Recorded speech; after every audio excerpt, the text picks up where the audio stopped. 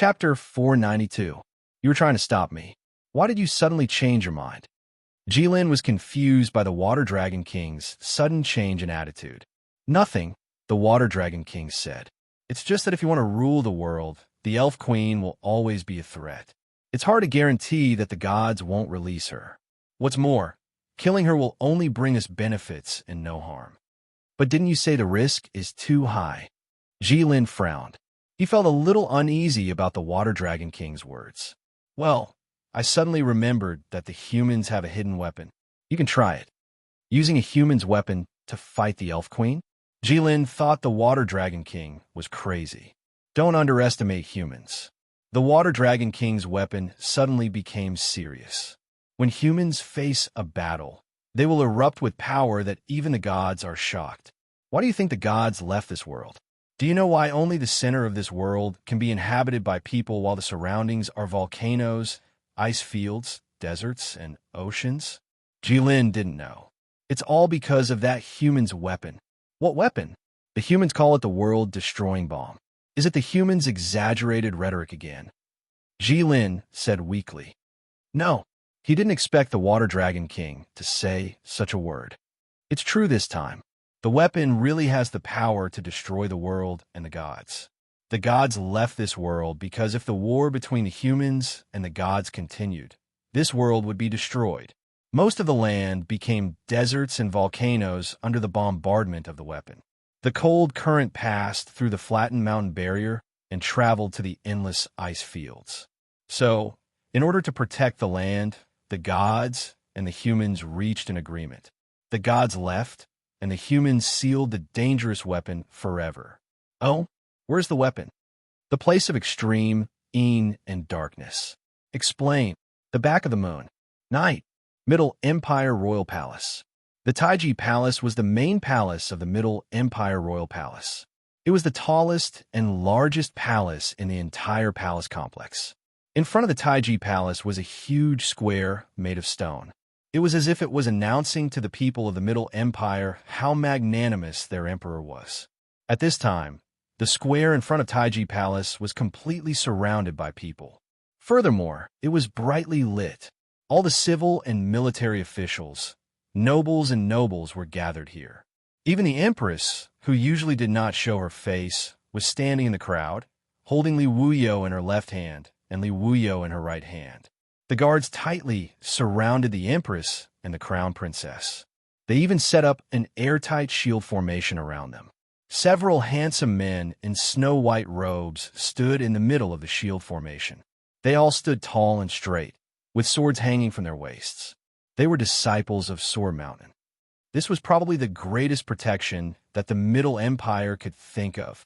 With such a lineup, as long as it wasn't the armies of other countries that directly broke into the royal palace, or the Red Calamity descended, the Sword Mountain disciples and shield soldiers would be able to protect the empire's foundation.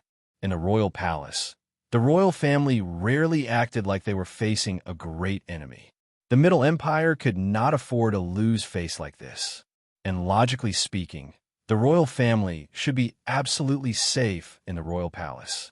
There were countless guards here, and there might be a shadow guard hiding in the shadows of some trees or houses. There was no need to mobilize so many people. But today was different. Today, it was reasonable to protect the princes and princesses with such great fanfare. Because today, Golden King might be at risk of dying. This was a big matter that could shake the empire. If by any chance, the empress naturally had to ensure that Li Wuyu could safely ascend the throne. As for the rest, it was a small matter. The empress looked up at the bright moon in the sky. Her two hands that were holding the child were covered in cold sweat. Li Wuyu was very obedient and sensible today. If it was in the past, she would not have let Swecking hold on to her for so long. Li Wuyu held on to Swecking with both hands. Her expression was ferocious, and she looked countless times more nervous than Swecking. On the other hand, Li Wuyu just stood there without moving. He let Swecking hold his hand without any expression. Mother, don't be anxious. Father will not put himself in too much danger, Li Wuyu said. You are. Swecking glanced at the crown prince. Mother, don't worry. Uncle is also here today. Even if something happens to father, The Middle Empire will not be able to overturn the heavens. Li Wuyu looked at the hazy figure standing on the eaves of Taiji Palace, bathed in the moonlight, and said softly, "Yua, brother." Sweking and Li Wuyu glared at the crown prince at the same time, but Li Wuyu was still expressionless. Zhao Qi looked at Li Wuyu's back. Although his figure looked like the third prince, his temperament was not the slightest bit like the third prince. Back then, the third young master was like a puddle of mud with a lot of water. He was always lying on the table or on the chair as if he had no bones. He never had a proper appearance. He was either dead drunk or had just woken up. However, Li Wuyu was really like a sitting bell and standing like a pine tree. He did things by the book and did not touch a single drop of wine. He was really like a gentleman in a book and not like a real person. He was indeed worthy of being called an emperor that was hard to come by in 1,000 years. Although he was good, he was a little less humane. At this time, you actually said something like, "Even if something happens, the Middle Empire will not be able to overturn the heavens." However, as the crown prince, this was the problem that he should consider the most. However, Zhao Qi still could not accept it. Look, a cry of surprise rang out, and then it spread out like a tide. Xueqing hurriedly looked at the sky. A yellow-red meteor streaked across the night sky and fell from the sky. Double dragon sky formation rise. Then, a loud shout came out of nowhere. A huge formation lit up in the square. Then, two light dragons entangled with each other jumped out of the formation and soared into the sky. The two megalosaurus met the meteor in a short while. They circled around the meteor and seemed to want to lift it up. However, the effect was not obvious. The meteor was still falling, but its speed was slowing down bit by bit. Everyone watched the meteor fall. The whole square became incomparably quiet. There were so many people present, but it seemed that no one dared to breathe. "Your Majesty, Father." Although Li Wuyu still did not speak, his hand holding his mother's hand tightened. Boom! With a loud sound, the huge human-shaped meteor fell to the ground in front of thousands of people, raising dust and gravel. "Protect the Emperor!" With a loud shout, countless people rushed to the center of the square like a tide. Chapter 493. People rushed to the center of the square. However, the black shadows were even faster than them. Those shadows were as fast as ghosts, and each of them was as graceful as a swan. They swept past the crowd and the ground, rushing straight into the dust. Those shadows were the shadow guards, and the one in the dust was the third prince. The third prince fell from the sky and landed on the ground. It was unknown whether he was injured or even alive at this time. So at this time, of course, the most loyal shadow guard should rush to His Majesty's side first. Otherwise, with so many people rushing to His Majesty's side at once, it would be a mess. What if some evil people took advantage of the chaos? This was something the shadow guards would never allow to happen. They had to protect His Majesty before the crowd rushed to His Majesty's side. However, compared to these ghostly shadows, there was a clear sword light that was even faster. As if it was just a flash between heaven and earth, a light suddenly appeared and then disappeared. Lord Sword Saint flashed from the eaves of Taiji Palace into the dust. The shadow guards who were rushing over immediately stopped in their tracks and formed an even larger circle on the spot. Since the Sword Saint had already gone, His Majesty naturally had nothing to worry about. The Empress pulled the crown princess and quickly ran forward, surrounded by the shield guards and the disciples of Sword Mountain. Ouyang Ju was more than 100 years old. He walked forward shakily with a mahogany cane. Although the crowd was crowded, wherever this old man went, people would consciously move aside and make a path for him. It was as if there was an invisible barrier around him that could automatically push people away. It was also as if the commander of the three armies was walking in his own army formation. The reason for this was that this old man was indeed very prestigious in the Middle Empire. Many old ministers were also his disciples and juniors. Also, this old man was really too old. He was so old that he couldn't even fall. People were afraid that they would fall and then die if they were hit by this old man, so they quickly moved away from him. Ouyang Ju didn't even bat an eye when he passed through the Shadow Guard's line of defense. The Shadow Guard didn't stop him either. Humans were such strange creatures. Even if you didn't do anything and lived your entire life in a muddle-headed manner, you would still be able to survive. But as long as you lived long enough, age alone seemed to be enough to make people revere you. An old man who was close to 100 years old would be treated with respect wherever he went. Not to mention the 100-plus. Ouyang-ju walked into the smoke and dust and squinted his eyes hard. Only then did he see a huge humanoid armor that was as tall as two people lying on the ground. Ing, Yi, and Sword Saint were squatting beside the armor, looking at it over and over again. Only when Ouyang-ju got closer did he clearly see that the originally dazzling golden armor had now become incomparably tattered. There were black spots on the armor, as if it had been burned by a raging fire. The armor was also badly damaged. Part of the third prince's body was exposed, but the third prince's exposed body didn't seem to have suffered any serious injuries.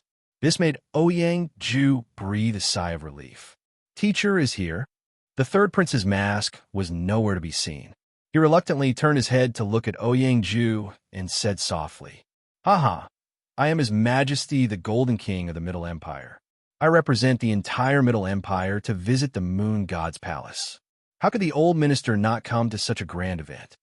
Ouyang-ju said with a fake smile, "Teacher, are you saying that this disciple shouldn't enter the realm of gods as a mortal?" The third prince had followed Ouyang-ju for many years. Naturally, he understood the meaning behind his words. Above the Moon God's palace is the residence of the gods. If a mortal goes there, there's only a slim chance of survival. Ouyang-ju pulled a long face, which was rare for him. In the Middle Empire, an old teacher like him had always kept a respectful distance from the gods. But now, the third prince wanted to go to the moon. This was undoubtedly an act close to the gods. In the eyes of the old teacher, this was somewhat unorthodox. "Teacher, I have no choice," the third prince said. Ouyang-ju was silent for a moment. Looking at the devastated the third prince, he didn't know what to say. "I understand. As an emperor, you must have many difficulties for your people. You must remember to be careful. This disciple understands." The third prince nodded. "How are his injuries?" Ouyang-ju looked at Sword Saint and asked. "With the support of the human emperor's power, it's not a big deal." Sword Saint placed 2 fingers on the third prince's exposed arm. Sword chi flowed through the third prince's body. It was indeed not a big deal. "Father!" Surrounded by a group of people, Xueqing and the others finally ran to the third prince's side. "Are you okay?" Xueqing squatted beside the third prince and asked anxiously. "I'm fine. Don't worry." The third prince wanted to gently touch Xueqing's face, but he couldn't move now. Moreover, there were so many people watching, so he could only give up. "Ing Yi, ask the Iron Blood King to come here," the third prince said. "Yes, your majesty." The Iron Blood King didn't speak quickly, but he didn't walk slowly. Even though he was nearing old age, he still moved quickly. The Iron Blood King came to the third prince's side, and his face darkened. The Golden King's appearance clearly showed that he had failed, and failed completely. "How is it?" The Iron Blood King was still as concise as ever. "It failed." The third prince sighed. The Iron Blood King's face darkened even more. "It's very obvious. What about the specifics?" How far from the moon?" "It's like the moon in the water." The third prince looked at the moon in the sky and sighed. "TSK." The Iron Blood King slapped his head as if he had given up, and it made a pah sound. It was obvious that he was panting heavily. He hated the Middle Empire's habit of pretending to be cultured, playing with words, and then not speaking properly. "Now, I'm asking you how far you are from a moon, and you're telling me that it's like the moon in the water. Science is rigorous. Don't you know that? Speak properly." The Iron Blood King said sternly. "I said it." The third prince looked confused. "Even I don't know how far it is. It's like the moon in the water, like a mirage. It looks close, but I can't shorten the distance between us." "That's," you said, "it's still very far." The Iron Blood King suddenly fell in a deep thought. "I said, can you find someone to help me out?" The third prince said helplessly. The reason why he couldn't move was not because he was seriously injured, but because he had lost the ability to move. The severely damaged throne was too heavy. If it was in the past, this bit of weight would be nothing to the third young master, but now he was completely exhausted. The Iron Blood King waved his hand, and the Shadow Guard let the Snow Wind Empire's people in under the signal of Yi. These people took strange tools and began to dismantle the throne. These people were very skilled, and the next step of the work was like moving clouds and flowing water, as if they didn't even need to think. After a while, the third prince stood up from the throne of the human emperor. "What? Problem?" the Iron Blood King asked. "It's lonely at the top," the third prince said seriously. The Iron Blood King already wanted to beat someone. The third prince saw that the Iron Blood King's expression was not good and quickly changed his words. "The sky is too cold." "How cold?" "After a certain height, the joints of the throne can't move. It's actually several times colder than the ice field." The Iron Blood King said, "This is troublesome." Chapter 494. Although the third prince rarely met the Iron Blood King, he knew what kind of person the emperor was. This was a king who would proudly hold his head high, even in the midst of the snow. Even if the road ahead was filled with ice and snow and was rugged and difficult, he would never complain. He would only silently shoulder his empire. There were difficulties in his eyes, but he never took those solid things to heart. But today, the Iron Blood King looked at the broken throne and said, "It's troublesome." When the Iron Blood King said it was troublesome, it was not troublesome, but there was no way. The third prince was also dumbfounded. He looked at the Iron Blood King and asked, "How could this be? Could it be that the Snow Wind Empire is also helpless?" The Iron Blood King glanced at the middle-aged man who was dismantling the throne. He felt that the following words would be very long, so it was not convenient for him to say it. To be able to come to the Middle Empire with the Iron Blood King and be so familiar with the throne, one could imagine that this person was the core of the Snow Wind Empire. Naturally, he was very familiar with the Iron Blood King. When he saw His Majesty looking at him, he immediately understood what His Majesty meant. Reporting to the Golden King, the Snow Wind Empire was originally a land of bitter cold, so it was impossible for the Snow Wind Empire to not pay attention to the extremely low-temperature environment. It could even be said that with the Demon King and the Red Disaster as the imaginary enemy, the Snow Wind Empire used all of its strength in the extreme environment. The current throne can operate normally in extremely high and extremely low temperatures. As long as it is not hit by the Red Disaster's dragon breath, there should be no problem. But if it is really, as the Golden King said, and all the joints of the throne are frozen after a certain height, then it can only be said that the temperature in the sky is countless times colder than the extremely cold temperature we hypothesized. This problem is not something that the current Snow Wind Empire's technology can solve in 1 or 200 years. Iron Blood King. The third prince looked at the Iron Blood King. At this time, the Sword Saint had already helped the third prince up and walked into the palace. "Don't be hasty." The Iron Blood King raised his hand and said, "Even though it's very difficult, it's not like we're at our wits' end." "Iron Blood King, what good plan do you have?" The third prince's eyes immediately shone brightly. The Iron Blood King hesitated. Those who were familiar with him knew that the Emperor of Iron and Blood had always been short and precise. He didn't want to say anything that he wasn't completely sure about.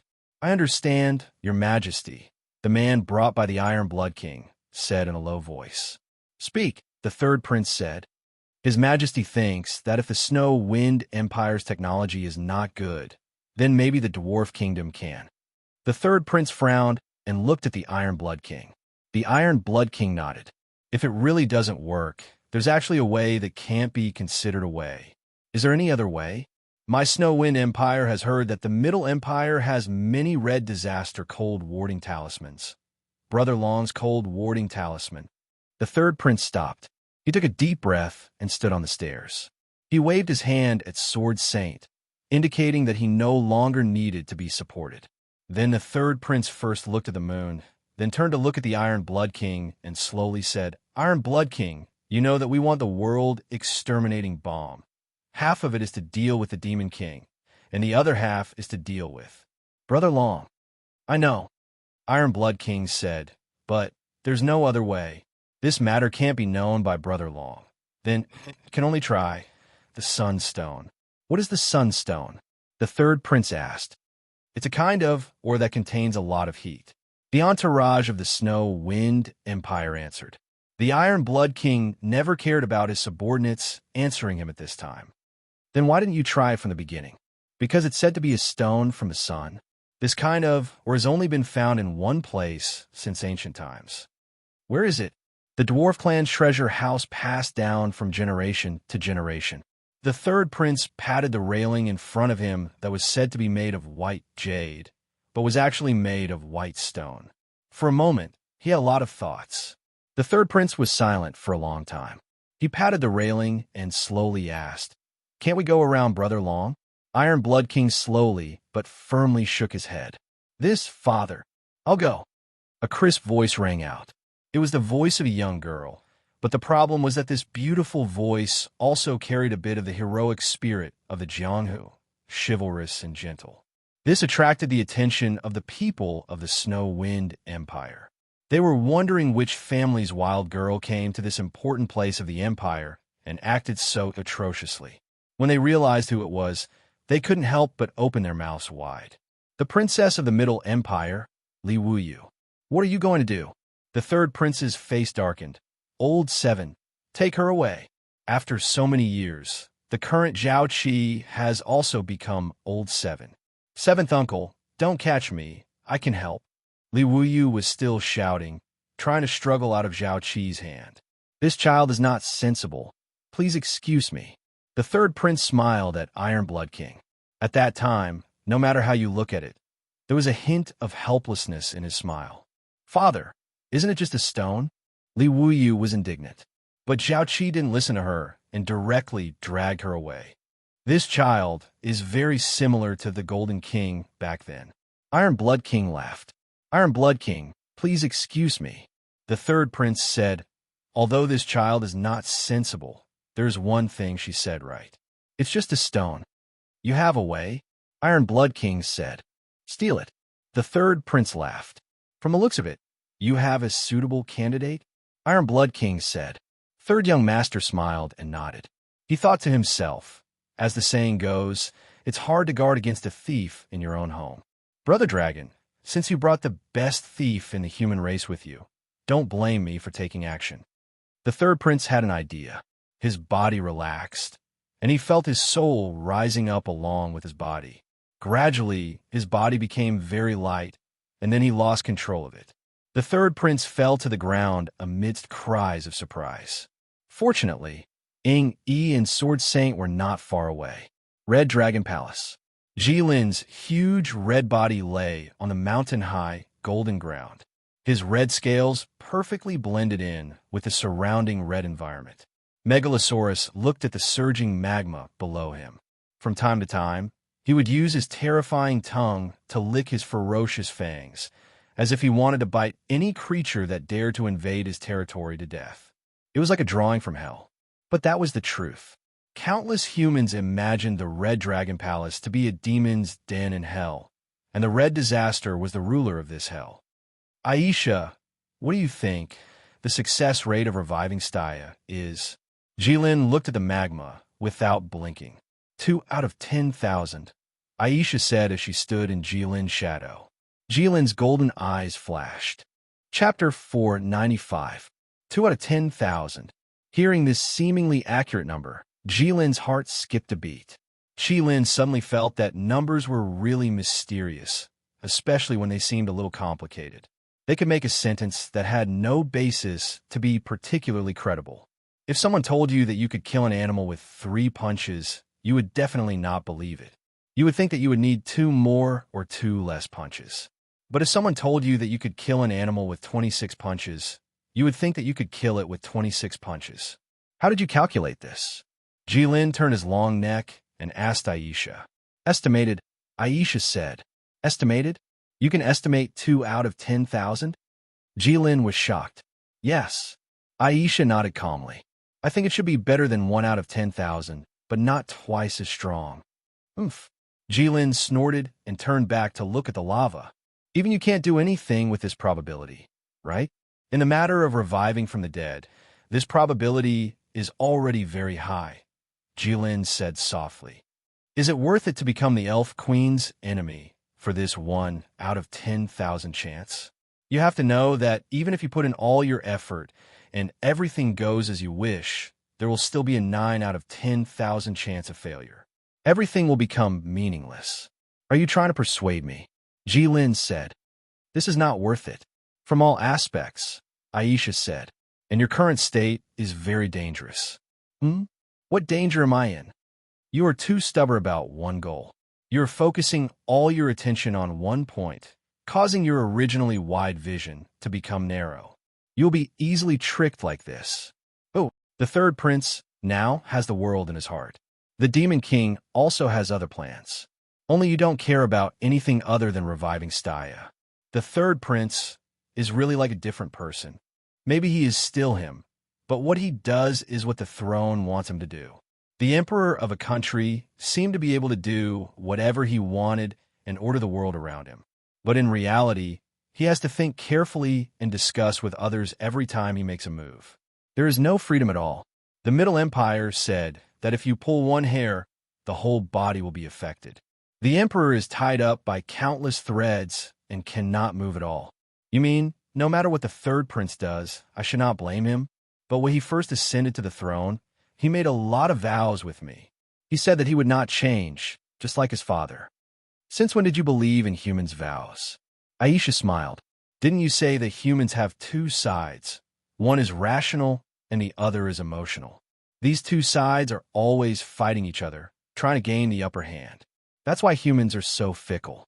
Human oaths were trustworthy before the next meal. I think what you said makes a lot of sense. Aisha shrugged. Jilin suddenly stopped talking. The air suddenly became quiet. He looked at the lava and stayed silent for a full 5 minutes. Then he sighed and said, If you didn't remind me, I would have forgotten. Indeed, humans' vows cannot be trusted. How can you forget what you said? Aisha narrowed her eyes. She looked like a beautiful fox when she smiled. Jilin paused again. Because I saw someone who would never change, even in death. Aisha couldn't laugh anymore. She thought that Staya might have died early. Aisha was right. Many beautiful creatures were beautiful because they didn't have time to become ugly. Everything in the world had 4 stages: birth, growth, aging, and death. Humans only looked at the first 2 stages of beautiful things. Flowers were beautiful because people didn't look carefully at the process of them withering and turning into mud. Apples were fresh because they were eaten before they went bad. People admired the story of stealing the light from the wall, but very few people knew the ending of the main character who broke the law. Zhu Yingtai and Liang Shanbu's relationship was so good that it was envied by countless couples. Their love was stronger than gold. The taste of love was always so strong. It seemed like nothing could stop them from loving each other. They never quarreled and had no conflicts. But maybe it was just because they died too early and didn't have the chance to experience the trivial things of married life. After 3 to 5 years of marriage, maybe something as small as who did the dishes was enough to make Zhu Yingtai furious at Liang Shanbu. Even so, Aisha wanted to say that to Jilin, but when the person was Staya, it wasn't easy to say it. Aisha thought that if it was Staya, she wouldn't change even if she lived until she was 70 or 80 years old. People like her are 1 in a million. Aisha thought for a while and felt that it was more appropriate to say this. That's why I hesitated when you said you wanted to exchange the lives of 1 million people for her. Jilin responded quickly this time. A sense of helplessness rose in Aisha's heart. She didn't care about the lives of 1 million people. It was just that Jilin's stubbornness was too risky. If something happened to Jilin, it would be inconvenient for her to do a lot of things. But she didn't expect Staya to be so powerful. On the westernmost side of the Saimai Empire, the Adventurers Guild at the border. A huge wooden house located in a village at the border took up an area of about 400 square meters. It was a standard building in the Saimai Empire. It had a pointed roof, a sharp ridge, an unnecessary wide door, and tall windows that almost reached the roof. It looked similar to the Church of Light in the Saimai Empire. It was obviously made by the officials of the Simi Empire. This Adventurers Guild was almost the most important one in the entire continent. This was because one could receive missions related to the king of the 10,000 Spirit Kingdom, the Red Disaster. Over the years, there were many powerful adventurers who passed through here to seek death in the Red Dragon Palace. Dong! With a soft sound, the guild's door was kicked open. At this time, the adventurers who were drinking and chatting in the guild all looked at the door. They saw a mysterious person in a black cloak walk in quickly. The mysterious person walked past the 4 long tables filled with food and wine. Under the gaze of countless people, he walked to the long yellow counter. The beautiful receptionist at the counter also curiously looked at the stranger who suddenly came in. Fortunately, she was very familiar with this kind of thing. The mysterious person's eyes fell on the mission board behind the counter. The mission board was divided into 3 parts: top, bottom left, and bottom right. The bottom right corner had some miscellaneous missions, such as attacking the nearby human bandits or the magic beasts in the forest. The bottom left corner had missions related to the Red Dragon City: intelligence, gathering, assassination, and all kinds of missions. The rewards were also many times higher than the bottom right corner. And there was a mission that lived alone at the top. It was written in scarlet text. The area used to write this mission was bigger than the 2 bottom boards combined. Anyone who saw this mission board would see this mission at first glance. But everyone would pretend that they didn't see it, because this mission wrote, "Kill the Red Disaster." And today the mysterious man had pointed at the top of the mission panel. Exclamations resounded, like a huge wave suddenly appearing in the calm sea. Chapter 496. On the black mission board, there were countless yellow and white pieces of paper used as mission strips. On them were written the missions that had been entrusted. They were nailed to the mission board with big yellow nails. It was convenient for the lady at the counter to take them down and hand them to the adventurers who accepted the mission. Only the mission at the top was not written on a mission strip. It was written directly on the mission board with red paint, with a palm-wide paintbrush. This meant that even if someone accepted this mission would not be taken down. It could be repeated. This meant that it was considered an impossible mission in the Adventurers Guild. The red paint used to write it seemed to show what kind of bloody price one had to pay to complete this mission. The Red Disaster was indeed worthy of its name. Before this, humans had never been afraid of any opponents. The devil, the thief king, the medicine king, the spear god, these were all great devils who had left their names in human history. Even at that time, these people could dominate the world and be invincible. They could kill whoever they wanted. But these people were never taken seriously by the emperors of any empire, because those emperors were the ones who held the core power of humans. And the core power of humans was undoubtedly the number that was as large as the sand in the Yellow River. Humans had never been afraid of any opponents because they could use the tactic of numbers to deal with any opponent. Magic beasts seemed powerful, but in fact, they were also squeezed into the wild forest by humans. Humans relied on the simple advantage of numbers to firmly stand in the position of the world's overlord. Until the Red Disaster appeared. Humans' advantage in numbers disappeared in front of it because it had a natural barrier, Mount Jirda. Except for the dwarves and the Red Disaster, no living creatures could survive there. The human army could not threaten the Red Disaster because the volcano was full of poisonous gas that was fatal to humans. What's more, the Red Disaster could fly and bathe in the magma. Humans were helpless against it. This was the consensus of all humans who knew about the Red Disaster. So, when Mysterious Person pointed to the highest mission, the entire Adventurers Guild was boiling.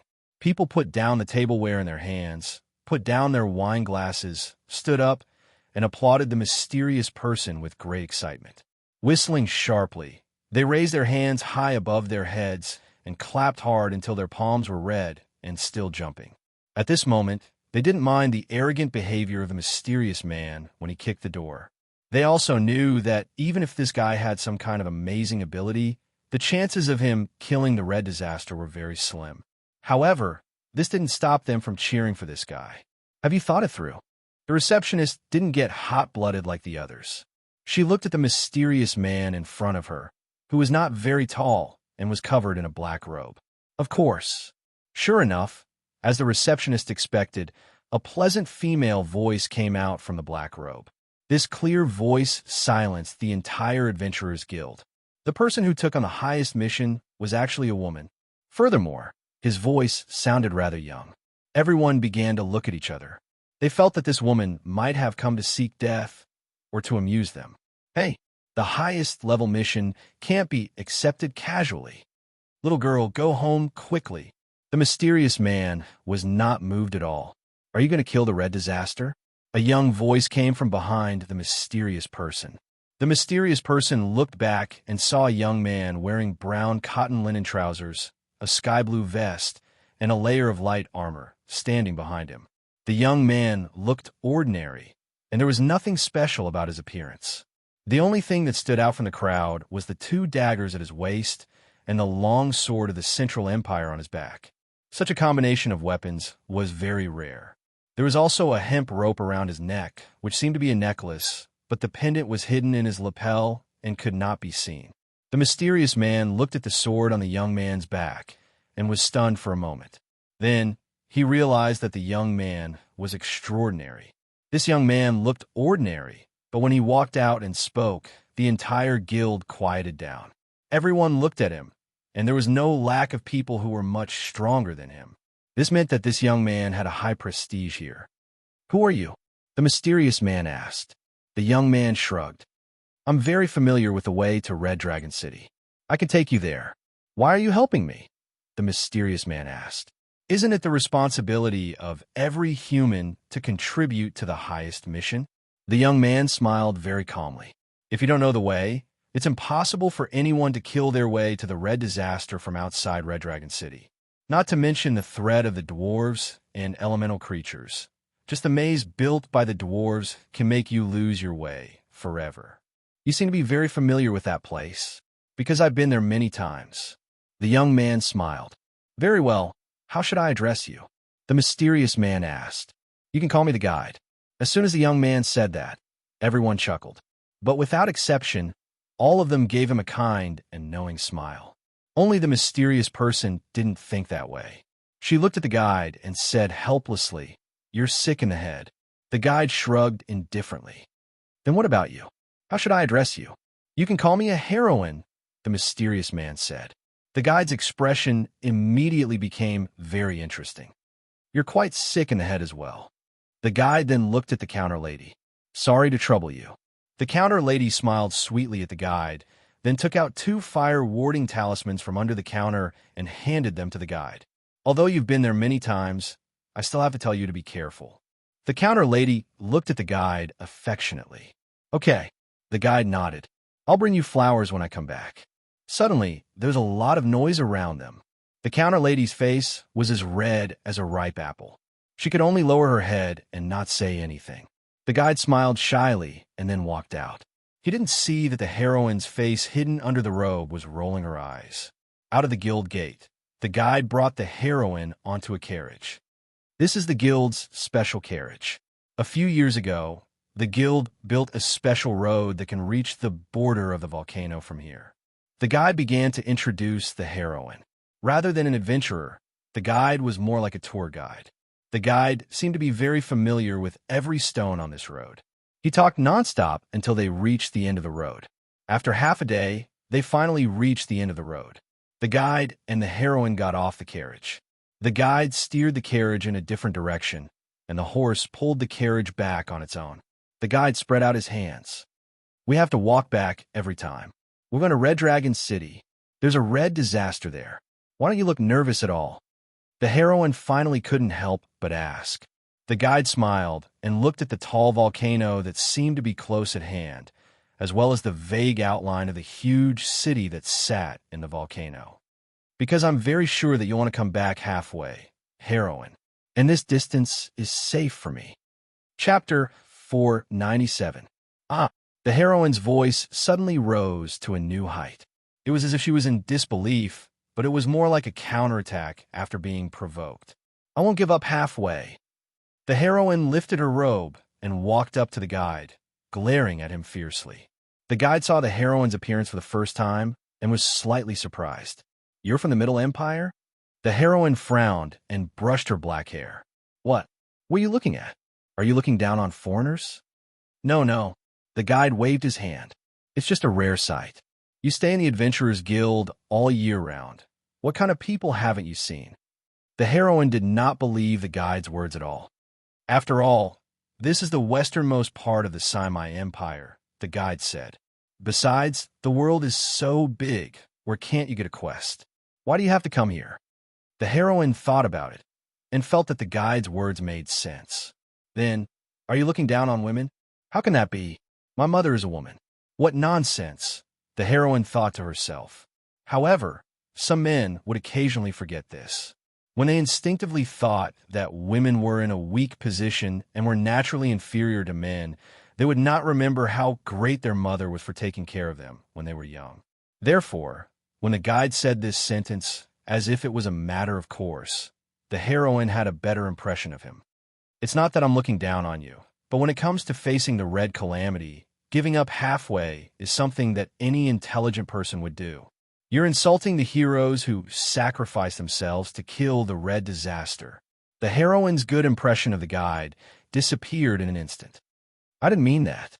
The guide tidied up his equipment and said, "In my opinion, heroes are for people who aren't very smart." The guide led the heroine into the forest. "Are we going there?" The heroine pointed at the majestic volcano. "Why are we going there? We've been in the carriage for 2 days." The guide did not even turn his head. "To go to Mount Gerda. Even the top masters have to conserve their energy. You are from the Middle Empire, so you should have heard of this term." The heroine originally wanted to say that she was not tired and wanted to enter Mount Gerda as soon as possible. However, after hearing what the guide said, she realized that she was indeed feeling a little sore and tired. Thus, after a slight hesitation, the heroine followed the guide into the forest. The wooden house in the forest was not far from the end of the road. "This is a stronghold set up by the Union. There's plenty of food and water here. The Union will send people over regularly to take care of it." The heroine followed the guide into the cabin. The wooden house was divided into upper and lower halves. It didn't look big, but there were actually many rooms. As soon as he entered, he saw a wooden corridor. The corridor ran through the entire wooden house, and on both sides of the corridor were doors that were very close to each other. There was a small lamp on each door. Most of them were lit, but only 2 or 3 were not. The heroine looked around and found that there were about 40 to 50 rooms in this small wooden house. If the light is on, it means that the room can be used. If the light is off, it means that the room is being used. If the light is flashing, it means that the room has been used but has not been cleaned. The guide pulled open a door with a light on. "You can stay in this room. Every room is the same." The heroine looked through the door. The room was really small. It barely fit a single bed and a small cabinet beside the bed. Even with the width of the room, the length of the room was not much longer than the single bed. Moreover, there were no windows in the room. It was pitch black. "Don't worry, the room is absolutely safe. No one will try to open the room with the light off, because those who do will be hunted down by all the adventurers. So, don't try to open the door with the light off," the guide said kindly. The heroine looked at the wooden house curiously. She knew that such a guild facility was extremely rare in the entire continent. At least, she had never heard of such a thing in the Middle Empire. The guide seemed to see the heroine's doubts. "After all, this is in front of the Gerda volcano. 1 step forward is the Devil's Denver. Many people may never return." The guide told the heroine the location of the various mechanisms in the room. Then he turned around and left. He told the heroine that he was in the room near the door. After the guide left, the heroine closed the door. Perhaps she had never lived in such a small room in her life. However, it was a rare opportunity to replenish her strength before entering the volcano. So, after the heroine turned off the light in the room, she lay on the bed and immediately fell asleep. She did not even have time to check if the bed was clean, because there was no light in the room. The heroine turned off the light before she went to sleep. So, when the heroine woke up, she did not know how long she had slept. The heroine only felt that she was very energetic and knew that a long time had passed. Oh no, the heroine wailed in her heart. She simply packed up, grabbed her backpack, and ran out. Like an arrow, the heroine rushed out of the wooden house. However, she stopped after 2 steps because she saw the guide lying on the grass under the shade of a tree. He was half leaning on the tree. He looked so weak that it seemed that every bone in his body had been pulled out. When he saw the heroine rushing out, he waved at her lazily. "How long have I slept?" The guide looked at the sun in the sky. "We arrived here yesterday evening. It's noon now. It's almost a whole day. Did you sleep well?" The heroine did not speak. The guide smiled, picked up his backpack, and left. "Let's go. I hope you will be back soon." "You look like you're just 20 years old?" the guide suddenly asked. "You look about the same." The heroine thought that the guide was looking down on her. It's rare to see someone your age go to the Gerda volcano. "No, there was no one before you," the guide said, "because people at this age have neither strength nor can they see life and death lightly." "Why do you have to do this?" "Then why?" "Because I can't survive," the guide said. The guide said, "I brought you here so that I can bring you back when you realize the difficulties and back out." The heroine was silent for a moment. Asterisk, asterisk, asterisk, asterisk, asterisk. Asterisk, asterisk, asterisk, asterisk, asterisk. The guide did not speak. He knew that there were such people in the Middle Empire. They were willing to die for their country. Moreover, even 9 bulls could not pull them back. It was useless to say anything to such people. However, he did not expect the heroine to be such a person at such a young age. After walking for another 20 minutes, the guide finally stopped, because if they walked a little further, the ground would turn completely red. "Take out the fire-warding talisman and wrap it around your arm. Your journey of no return has begun," the guide said regretfully. At the same time, in the deepest part of the Red Dragon Palace, Bane walked out from the shadows and was now behind Jilin. "Finished burying?" Jilin did not turn his head. "Yes. Is there anything?" "Yes." Chapter 498. The periphery of Mount Gerda was filled with a large amount of gas that was toxic to humans. The ground had turned red, and the air was extremely dry. Every breath would make one's throat burn. Fortunately, no one could breathe more than a few times, because after a few breaths, they would be poisoned to death by poison and high temperature. Indeed, no one could survive in such an environment. But that was when there was no fire-repelling talisman. Now the heroine and the guide each had a fire-repelling talisman. The poisonous gas could not hurt them, and they could not feel the temperature of the volcano. Mount Gerda was no different from an ordinary volcano. Elemental creatures rarely move outside Red Dragon City. "Only dwarves occasionally appear around here," the guide said. "But don't worry. Maybe it's because the dwarves are short and live underground all year round. Their eyesight is not very good. Usually, you won't be discovered 30 or 40 meters away from them." "Are the dwarves blind?" The heroine did not believe it. Anything with eyes would be able to see a living person 30 or 40 meters away. That's the truth. The guide did not bother to argue. The guide and the heroine moved forward cautiously and quickly. After half a day, the heroine finally believed what the guide said. The dwarves' eyesight was really not very good. Along the way, the heroine finally understood what it meant to be barren. The whole volcano, except for the high and low terrain, there was not a single shelter in sight. During this period, the heroine really saw dwarves in groups of 2s and 3s, wandering aimlessly on the volcanic land that had nothing to show for them. However, the guide treated them as if they were nothing and led the heroine to a place that was extremely close to them. It was a dangerous distance that was enough to make the heroine forget to breathe. The heroine could not believe that the dwarves did not discover them at such a distance. And how did the man next to her know that the dwarves had poor eyesight? How many dangerous attempts did he have to go through? How many frightening risks did he have to take to grasp the distance of the dwarves' eyesight so exquisitely? This kind of attempt was no different from dancing on the tip of a knife. A little carelessness could lead to eternal damnation. The guide was indeed worthy of the existence of the entire Adventurers Guild.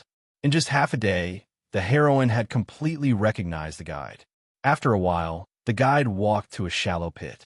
He lay down in the pit, perfectly concealing his figure.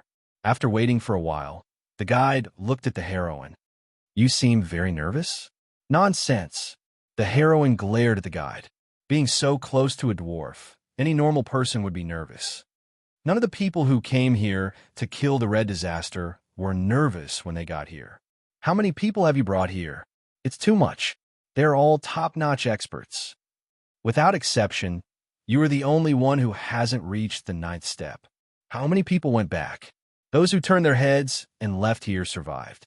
Those who went further ahead were all determined to kill the Red Disaster, and none of them survived." "What about now? Do you want to go forward or go back?" "It's not too late to go back now. This is your only chance." "If I go back now, I would have come here for nothing." "What exactly are you here for?" the guide asked. "With your strength, do you really think you can kill the Red Disaster?" "I'll give it a try," the heroine said. "If he is sleeping when I find him, this heroine can get rid of this disaster for all of humanity." The guide glanced at the heroine and didn't say anything. He tacitly agreed with the heroine's words. If what these two people said was what they thought and were not lying, then it could be seen from their conversation that neither of them had seen the Red Disaster. If the two of them had met before, they would have understood that even if Lin wanted to commit suicide, she would have asked them to lend her a hand, let alone sneak an attack on him while he was sleeping. Neither of them could lend a hand to this matter, nor could they help. Since the heroine had made up her mind, the guide had nothing else to say. He brought the heroine straight to the Red Dragon City that stood tall on the Red Land. They directly ignored the dwarves and elemental creatures patrolling back and forth on the city wall and came to the bottom of the Red Dragon City. Facing the heroine's face full of doubts, the guide said, "The dwarves have poor eyesight, and those fire demons can't sense such a far place. If they can't see, why do they build the city wall so high?" The heroine's frown deepened. No matter how she thought about it, something was wrong. The watchtowers on the city wall were originally used to observe the enemy, guard the city, and look into the distance. These things were built everywhere on the city wall by the dwarves. As a result, under the guide's known condition of the dwarves having poor eyesight, the two of them passed through the area guarded by the watchtowers, as if they were walking on the street. But as the guide said, if the dwarves really had poor eyesight, why would they build these watchtowers? But now, they were under the largest demon city, and these questions were really not what they should be thinking about now. What they were thinking now was that they were lucky to be able to reach the bottom of the city wall so easily, not why it was so easy. The heroine didn't dare to speak loudly here, and could only use her eyes to signal. What she meant was that now that they were under the city wall, what should they do next? Fly over roofs and vault over walls? That was too ridiculous. This was the Red Dragon City, after all, the center of the 10,000 spirit country, the world's #1 demon's den. If they really climbed over the city wall, what would happen? However, the guide didn't pay attention to her at all. He rubbed the wall for a while and pressed on an inconspicuous brick. Then, the ground shook slightly, and a dark tunnel appeared in front of the two of them. The secret passage of the Red Dragon City. The heroine couldn't figure out the value of the secret passage of the Red Dragon City to the human race. But that didn't stop her from opening her mouth as wide as a goose egg. The guide dragged the heroine into the secret passage, and then looked at her and said, "Isn't it awesome?" The heroine's eyes suddenly became very complicated. Awesome? Of course it was awesome. This was the secret passage of the Red Dragon City. But why didn't she want to praise him? Just after the heroine and the guide walked through the secret passage, right above them, a group of dwarves was chatting around a defense cannon. "That guy is here again." "Yes, this time he brought a little girl." "How many people did he bring here?" "I don't know, I didn't count. This secret passage is almost built for him." "Hey, it doesn't matter who uses it. This guy is getting more and more presumptuous recently. He doesn't even hide when he sees us outside. He almost walks right in front of us. Do you think he thinks we're blind?" "I guess so. Damn, I can shoot a flying bird in the sky with one shot. Sooner or later, I'll show this guy." "One shot? You're bragging. Show me. Get out of here. We've been here for more than 20 years. Have there been any birds in the sky?" "No birds. Occasionally, there are dragons." The air suddenly became dead quiet, And then all the dwarves looked at the dwarf who said there were dragons in the sky. Get out. Chapter 499. Passing through the long, pitch-black tunnel, no one thought of lighting up in the darkness because it was too conspicuous. Even the dwarves with poor eyesight could see it. "Where's the end of this road?" the heroine asked. "The area," the guide said. "I often go there to buy some unique ores." Often. The heroine was speechless. "Do you know that this is a dangerous place?" "I know. How did you get here the first time?" "I was curious." "Curious?" "Yes. In the circle of adventurers, Red Dragon City is a force that everyone would be afraid of. It's said that no one below the legendary level can come out from there. However, if someone can come out alive, that person will undoubtedly receive everyone's respect. I just became an adventurer at that time. Then, a treasure was passed down from the Middle Empire. It's called the Fire Avoidance Talisman. With the Fire Avoidance Talisman, humans don't have to be afraid of the poisonous gas and high temperature in the volcano. So, you're just trying to save face? Hey, who isn't young and frivolous?" As the guide spoke, he led the heroine into a huge mine cave. The ceiling of the mine was dozens of meters high and could accommodate a mountain. It seemed that a magnificent castle could be built here. The mine was filled with sparkling red crystals. The guide picked up 2 crystals and put them in his pocket. "This is the evidence that I've been to Red Dragon City. As for the red disaster, it's there." The guide raised his head and gestured. The heroine followed his gaze and looked out. A natural moat appeared in front of her. A bottomless cliff? Down there? Yes. It's hard to imagine that there's a cliff in the deepest part of Red Dragon City. In this way, the many defenses set up above are just decorations. But if the owner of the city is the invincible Megalosaurus, then it's understandable. "She's down there." The heroine didn't listen to the guide's words at all. It seemed that the red disaster was the only thing in her ears. The heroine groped toward the cliff. The guide was shocked. He wanted to pull the heroine back, but failed.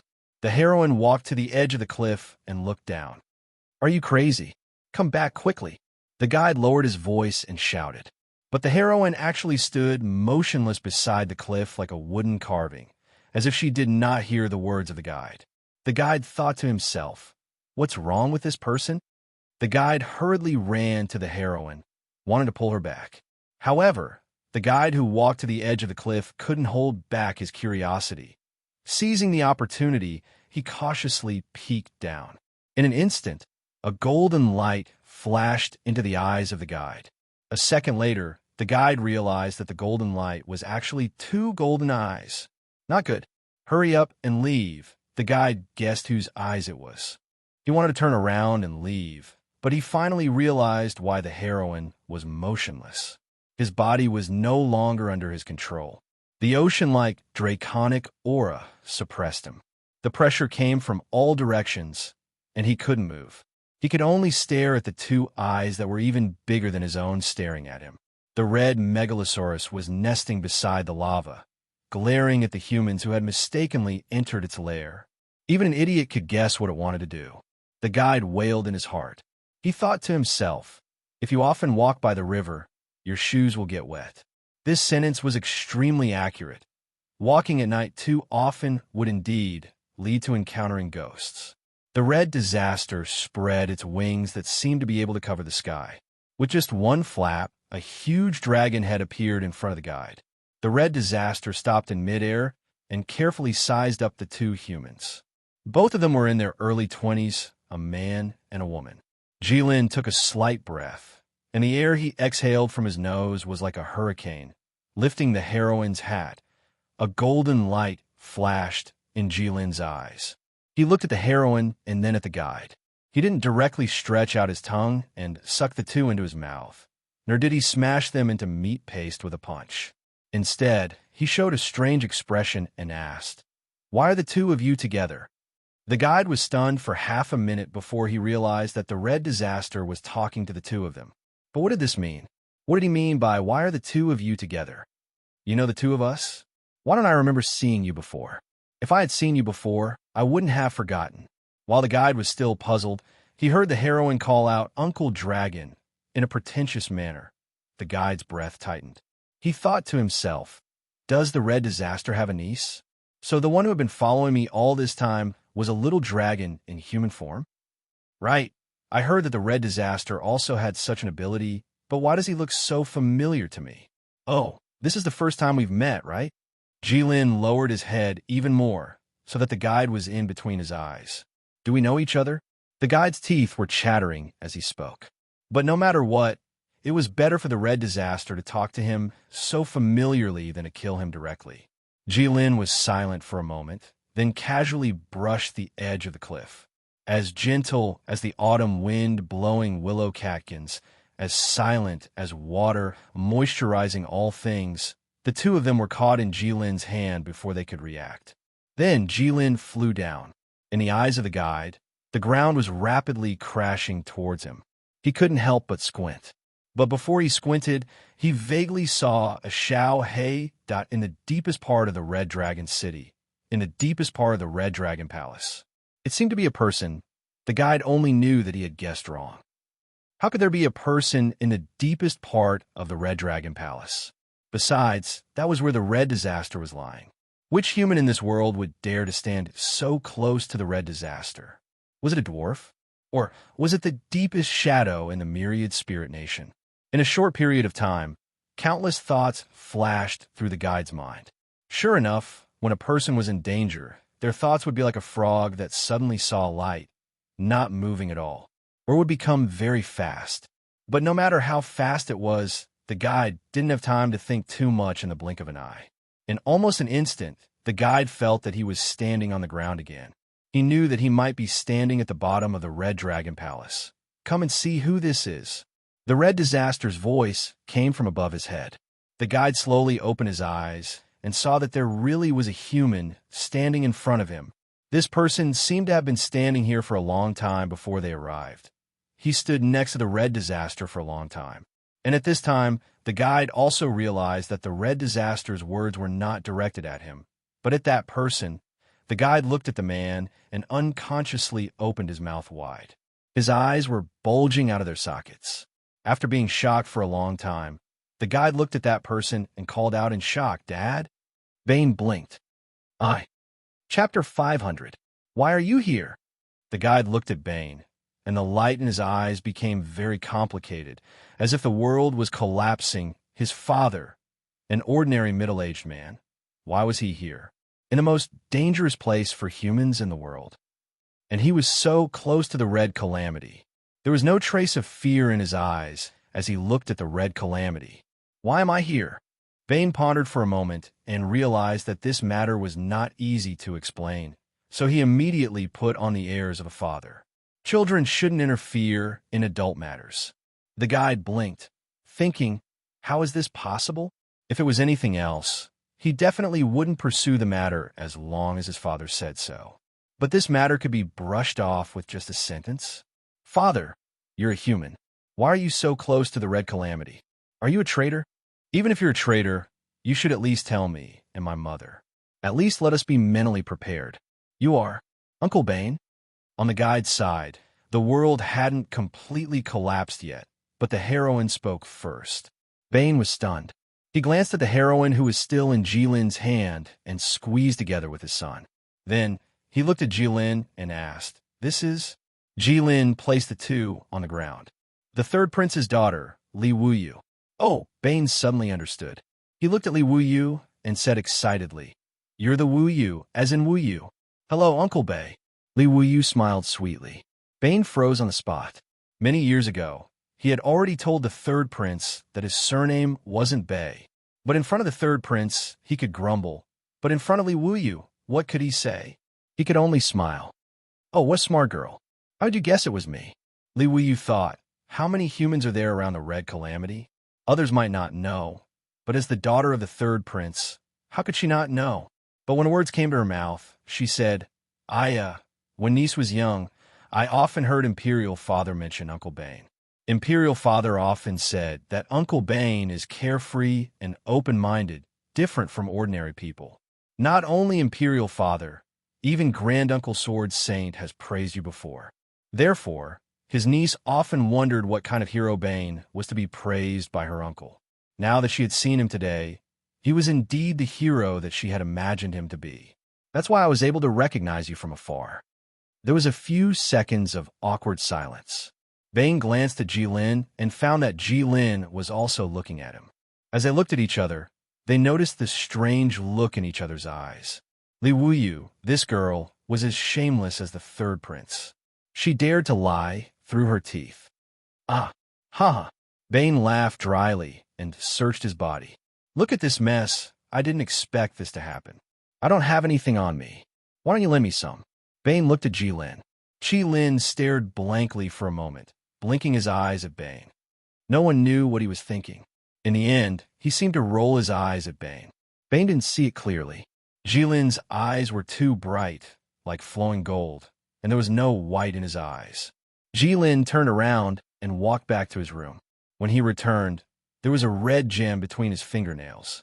The gem between Jilin's fingers was as hard to see as a grain of rice, but in Bane's hand, it was half the size of his palm. Remember to return it to me, Jilin said. Bane took the gem and nodded perfunctorily. He even thought to himself, stingy. This might not seem like much to Jilin and Bane. However, in the eyes of Bane's son and Li Wuyo, it was as shocking as a bolt of lightning. This person can actually get his hands on the Red Calamity's treasure? It was no wonder that they were so shocked. There was such a legend passed down by humans. According to legend, the Red Calamity had a stone called the Knight's Key. This was the national treasure of the Divine Dragon Empire before it was destroyed. For some reason, the Red Calamity had obtained it. Hence, countless warriors wanted to take back this stone. They all had their own abilities and were resourceful, but without exception, they all failed. The one who was closest to success successfully took the Knight's Key away from Red Dragon City, while the Red Calamity was sleeping.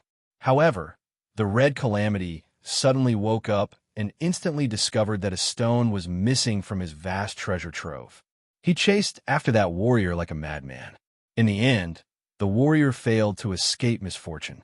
In the process of the Red Calamity chasing the warrior, he destroyed 4 volcanoes. Influenced by this legend, people's impression of Jilin was that he was extremely greedy and stingy. Although he had a mountain of gold, if someone dared to take a stone from him, they would turn into smoke. However, Bane could actually make the Red Calamity take out a gem with just one sentence. What kind of ability was this? Take it. Bane handed the gem to Li Wuyo. Although I know you don't lack it. Thank you, Uncle Bane. Li Wuyo squatted and took it. Thank you, Uncle Dragon. This is my son, Rayleigh Bane. Bane introduced him to Jilin. Jilin nodded slightly at Rayleigh. Rayleigh was completely dumbfounded. You can also call him Uncle Dragon like Wuyo, Bane said after thinking for a moment. Uncle Dragon. Rayleigh stuttered. Big nephew. Jilin was in a good mood. He thought that humans were really amazing. In the blink of an eye, Bane's child was already so big. When he thought of the young man in the village, the womanizer who loved every woman he saw, it was still vivid in his mind, as if it was yesterday. If Staya... Thinking of this, Jilin was immediately unhappy. If Staya was alive, then her child would definitely be an emperor who would shine through the ages. Why are you two together?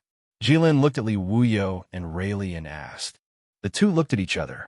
They hadn't known each other for long, but they suddenly had a tacit understanding. We met on the road, the two said at the same time. Bane narrowed his eyes. He knew that his son always hung around here, but Li Wuyo, did your father ask you to come? Jilin looked at Li Wuyo and said, what does he want to do? No. Li Wuyo hurriedly waved his hand. I came here secretly. I came to play with Bat-Tel. Who? Bane was shocked. He looked up at Jilin and then at Li Wuyo. He thought that this was too ridiculous. Jilin ignored him and only looked at Li Wuyo. Bane, I remember that the third prince gave you a jar of good wine.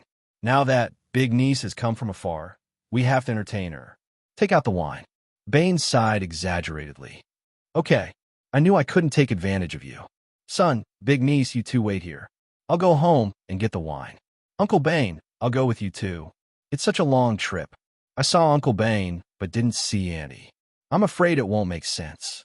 If Imperial Mother were to find out about this, she might even scold me. Okay, Bane thought for a moment. Okay, Chapter 501. Bane said goodbye to Jilin and took Rueli and Li Wuyu to the 22nd floor of the Red Dragon Palace. It was one floor above where Jilin lived. After walking to a stone room, Bane closed the door and pressed hard on a protruding stone. Then, the room was filled with purple light. The sudden strong light made Li Wuyu and Rueli close their eyes tightly. When Rueli regained his vision, he found that they were in a dense forest. Rueli's eyes were full of surprise, as if he was meeting his father for the first time. Bane put his index finger in front of his mouth, indicating that the two should not speak. Then, he led the two into the depths of the forest. After walking for 2 kilometers, Bane stopped and looked at Li Wuyu. It should be safe here. Rueli blinked blankly. Aren't we going to see Mother? Bane was speechless as he rolled his eyes. What a silly son of his. Shut up. Yes. In front of Bane, Rueli suddenly lost his high-spirited appearance when he was in the Adventurers Guild. How did Uncle Bane know that I have something to say to you? Li Wuyu asked. Bane was silent for 2 seconds and looked at Li Wuyu. You have seen Jilin before. You could have walked into the Red Dragon City openly, but you chose not to. Instead, you asked me, who is known as a guide, to take you into the Red Dragon Palace. This means that you don't want Jilin to know that you entered the Red Dragon Palace. So, you came to the Red Dragon Palace to do bad things? But no matter what you wanted to do behind Jilin's back, he has found out. This means that your plan has completely failed. Under such circumstances, you would of course need my help. Li Wuyu looked at Bane and smiled. Uncle Bane, you really live up to your name of Shadow. Shadow. Rueli was confused. He couldn't figure it out at all. That was many years ago. Let's not talk about it, Bane said. What are you doing here? Can't you just say it? For a princess of a country to personally take such a risk, I think. Princess of the Empire? Rueli almost shouted. However, when Bane's cold and imposing gaze landed on him, Rueli lowered his head again. As expected, Uncle Bane is able to see the big picture from a small clue. Li Wuyu bowed slightly, which meant that she was about to get down to business. The Middle Empire is indeed in a great crisis. Bane narrowed his eyes. Now, Jilin had been staying in the Red Dragon Palace. The Demon King wanted a rope in the Third Prince, and the Elven Queen was still unable to leave the Elven Island. Under such circumstances, the Third Prince could be said to be invincible. Bane really couldn't think of any crisis in the Middle Empire that would require Her Highness to take such a risk in the Red Dragon Palace. Thinking of this, Bane was suddenly shocked. It was as if thunder had struck in his mind. Something happened to the Third Prince? Bane asked. Uncle Bane is indeed amazing, Li Wuyu said. Father has been unconscious for 2 days. Why?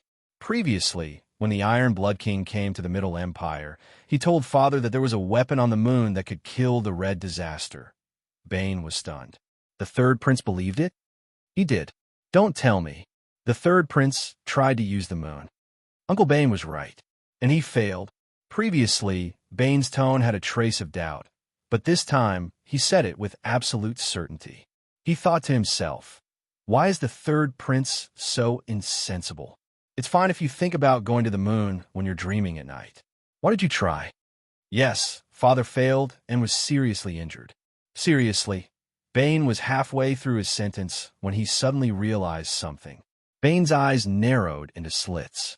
His eyes moved back and forth. The clear light in his eyes was like a sharp knife. Li Wuyu felt that the man in front of him had suddenly changed. The originally ordinary temperament suddenly awakened at this moment, becoming sharp and dangerous. It was like a dagger that was originally hidden in its scabbard, revealing a bit of its edge at this moment. Could it be that the Third Prince wants to kill Jilin? Bane looked at Li Wuyu and asked. Li Wuyu felt a chill in his heart and unconsciously took half a step back. With a crack, he crushed some dead branches and leaves. Dad, Rueli called out and stood in front of Bane. He had never seen his father, who had always been kind to everyone, like this. Bane glared at Rueli. Rueli shrunk his neck. When his father looked at him just now, he felt like he was bitten by a poisonous snake. Shut up. But you scared her. Actually, Bane didn't need to ask this question. The Third Prince wanted to kill Jilin. It wasn't just an idea. It wasn't the first time he had done it. He had a reason to kill Jilin, but Bane didn't believe that the third prince really wanted to kill Jilin. Just like how Bane had schemed against Jilin and stood on the opposite side of Jilin. When he faced Jilin, he also hoped that he could win and change Jilin's mind. But he never thought of killing Jilin. He believed that the third prince was the same, but now he wasn't so sure. The third prince even went to the moon to kill Jilin. How could that be? Back then, the third prince, Uncle Bane, Mother told me to go on this trip. Li Wuyu cupped his hands and said loudly. Xiueqing. What did she say? She said that this is father's responsibility as an emperor. She didn't dare to not do her best. Please understand. Do her best? Bane sneered. She knew you would meet me. Li Wuyu thought for a moment and said, Actually, Mother told me when I came out that what I was going to do this time had no chance of success.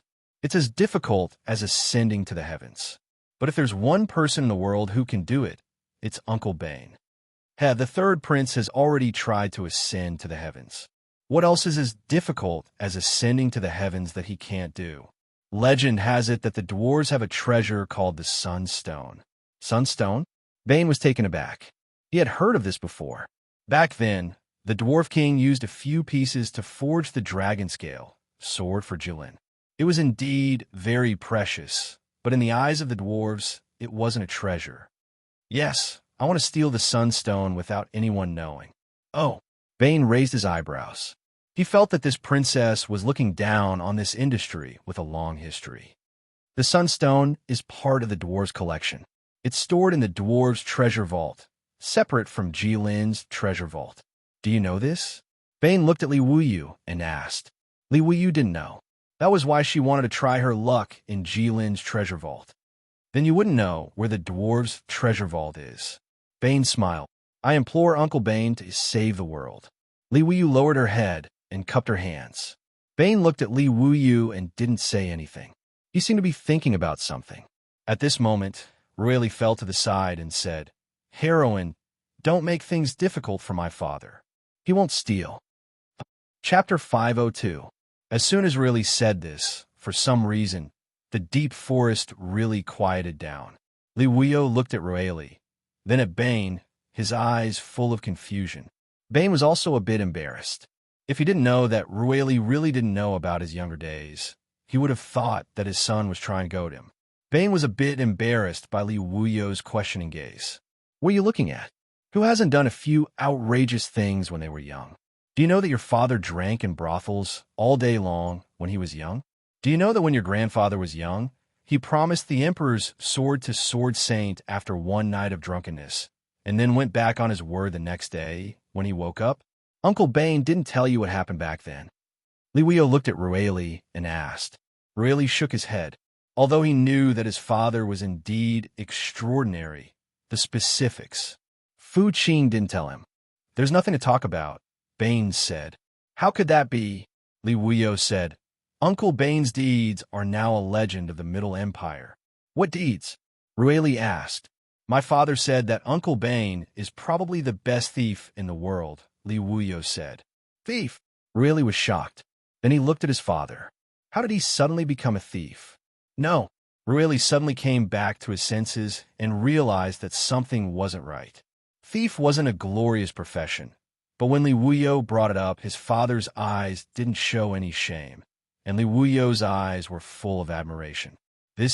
Uncle Bane did a lot of earth-shattering things when he was young, but as a citizen of the Middle Empire, let's talk about something related to the Middle Empire. Uncle Bane once snuck into the Middle Empire's palace at night and tried to obtain the Imperial Seal. Even Uncle Sword Saint said that if it wasn't for him, Uncle Bane wouldn't have succeeded. Imperial Seal? Sword Saint. Rueli was shocked. He looked at his father as if he was looking at a stranger. He finally understood why his father wasn't ashamed at all. There was nothing to be ashamed of for being a thief to this extent. Enter the palace to steal the Imperial Seal? Was this something a thief should do? Lord Sword Saint, you flatter me. Bane cupped his hands towards the east as he spoke. He was still very respectful towards the Sword Saint. Even if Lord Sword Saint wasn't there at the time, my chances of success would still be very slim. But Uncle Long and Auntie Aisha don't seem to think so, Li Wuyo said. Based on their personalities, if they didn't think that Uncle Bane was likely to succeed, they would have attacked the royal palace of the Middle Empire for the royal seal instead of asking you to waste your time. Bane thought that what you said made sense, but it really wasn't the case. Back then, Jilin wanted to take it by force, but Staya didn't agree because she was afraid of hurting the innocent. Ahem. Bane pretended to cough and changed his mind. He thought to himself, I'm really getting old. Why do I always remember things from so many years ago? Father, you and the Red Disaster have known each other for many years? Really finally asked the main point. We knew each other before you. Bane said something that many fathers would say. Also, you should call him Uncle Long like Wuyo. Uncle Long trusts you a lot? Rueli asked. Yes. Bane hesitated. It's not that he trusts me. He just doesn't care about my position. But now, we're more like-minded than ever. Then, the reason why I can enter the Red Dragon Palace so many times and have the title of a guide is because of you? Silly child, what else do you think? Bane said. Those dwarves are just pretending not to see me? Is there something wrong with their eyes? So, Bane sighed. He walked to Rueli and pulled out the dagger at his waist. Do you know what this is? A dagger. Bane looked deeply at his son. For the first time, he wondered if there was something wrong with his brain. This is your birthday gift.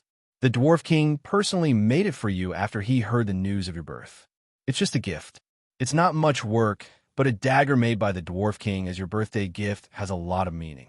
All the dwarves will treat you as their own child.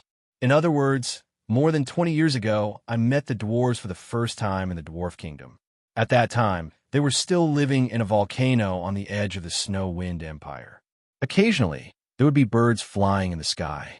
When the dwarves were bored, they liked to shoot birds from a long distance and compare with each other. Most of them could hit 70 to 80% of the time. The dwarf friends had a hard time pretending that they couldn't see you. Bane patted Rayleigh's shoulder as he spoke and put the dagger back at Rayleigh's waist. Those dwarves saw this dagger. Then those elemental creatures. Bane reached out and picked out the pendant at Rayleigh's collar. Hanging from an ordinary hemp rope was a red gem that wasn't very round.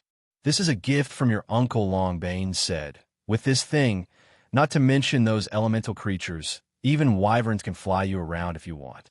Uncle Bane. Bane was silent for a moment. Jilin has been good to me. You want me to steal his things? Uncle Bane, for the sake of countless people. Promise me. Li Wuyu bowed deeply to Bane. As the princess of the empire, this was the most sincere gesture she could make. Bane also knew Li Wuyu's current mood. He helped her up. Stealing Jilin's things is impossible. In Red Dragon City, as long as Jilin wants to, he can know every move of everyone.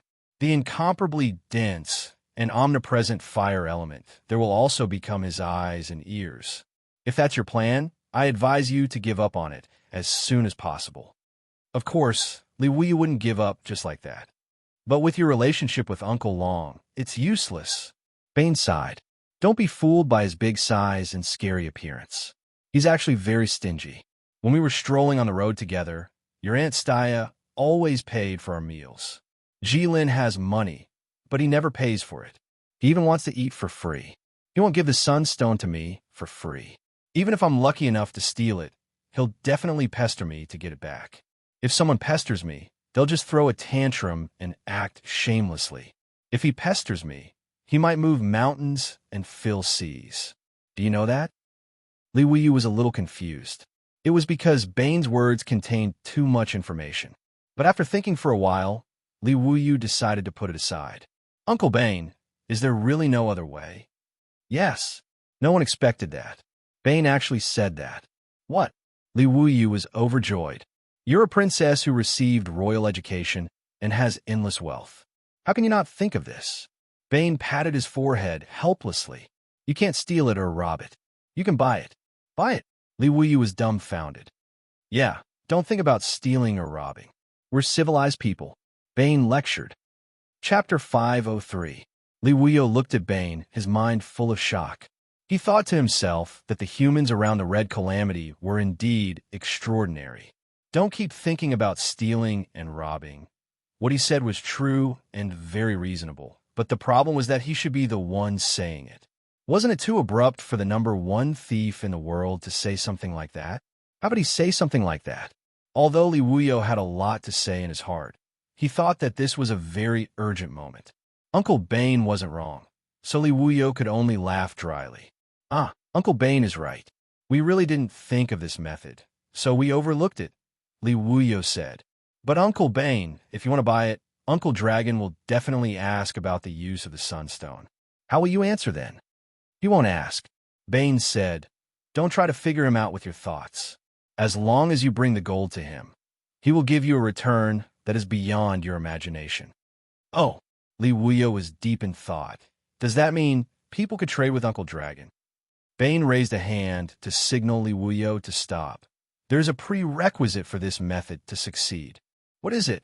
Li Wuyo hurriedly asked. That is, you are the daughter of the third prince. Bane said, if someone else wants to buy something from him with gold, he won't sell it. Why? Rueli asked. Bane looked at his silly son speechlessly. Because if he kills someone, the gold and the item will be his. But you are the daughter of the third prince, so it's fine. He won't kill you for a stone that he doesn't value. Oh, Li Wuyo nodded. Then how much gold did you bring this time? Bane asked. Li Wuyo was stunned. Don't tell me that the princess of the Middle Empire, the daughter of the Golden King, doesn't have any gold. Bane said. This. Li Wuyo was a bit annoyed by Bane's gaze. Gold is so heavy. Who would carry it with him all the time? Furthermore, I'm still a man who roams the Jianghu. I know the principle of treasuring a jade ring becomes a crime. No matter what, you have no money. Bane asked. Li Wuyo looked at Bane and pursed his lips into a thin line. Finally, he reluctantly said, yes. Then, do you have money? Bane looked at Rueli. As the only adventurer who can bring people into the Red Dragon Palace, you must have earned a lot over the years, right? It's been so many years, and I've never seen you bring any money home. Take some out this time. No matter what, Li Wuyu is still your sister. Since she has asked for it, you can't not pay, right? Dad! Rueli stared at Bane, dumbfounded. Why am I involved in this? Cut the crap. Do you have money? Bane asked. No. Rueli puffed out his chest and said proudly. Bane frowned. Where's the money? I spent it. What did you do? This, speak. That. I went out and met a few friends. Bane immediately realized that something was wrong. If they were just ordinary friends, this kid wouldn't be so shy. Now that Bane was experienced, he knew what was going on after a little thought. Ben chuckled. Then he looked at Rueli and said, friend, a man or a woman? Female. How many is how many? Speak.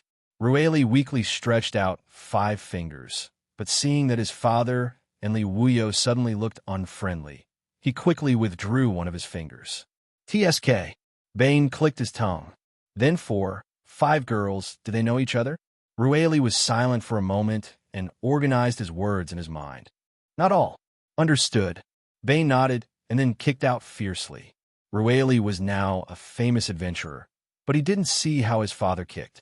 He only vaguely saw a black shadow pass by, and then he felt a pain in his stomach and flew out.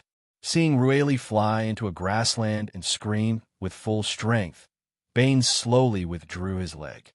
This piece of trash, he's not useful at all, and he's embarrassing me. Niece Wuyo, please don't laugh. Uncle, what are you talking about? It's human nature. That? I heard that you're familiar with Battel's stone? Bane suddenly asked. Uncle Bane, why are you suddenly talking about this? Nothing. Bane spread his hands. How about this? Since you don't have the gold, then the day after tomorrow, bring Battel out of the Red Dragon Palace, and I'll take care of the rest. Uncle Bane, are you sure? Li Wuyo was overjoyed. Don't worry. Bane nodded. Since it's not stealing, but buying, you can rest assured. I wonder how Uncle Bane... Don't worry about this, niece. I just hope that when you go back, you can pass a message to the third prince. Please say, Jilin is not just a megalosaurus now. He's the king of all spirits' kingdom. What do you mean? Right now, humans are like antelopes to Jilin, like tigers to antelopes. But if the third prince succeeds, it will become a tiger to a tiger.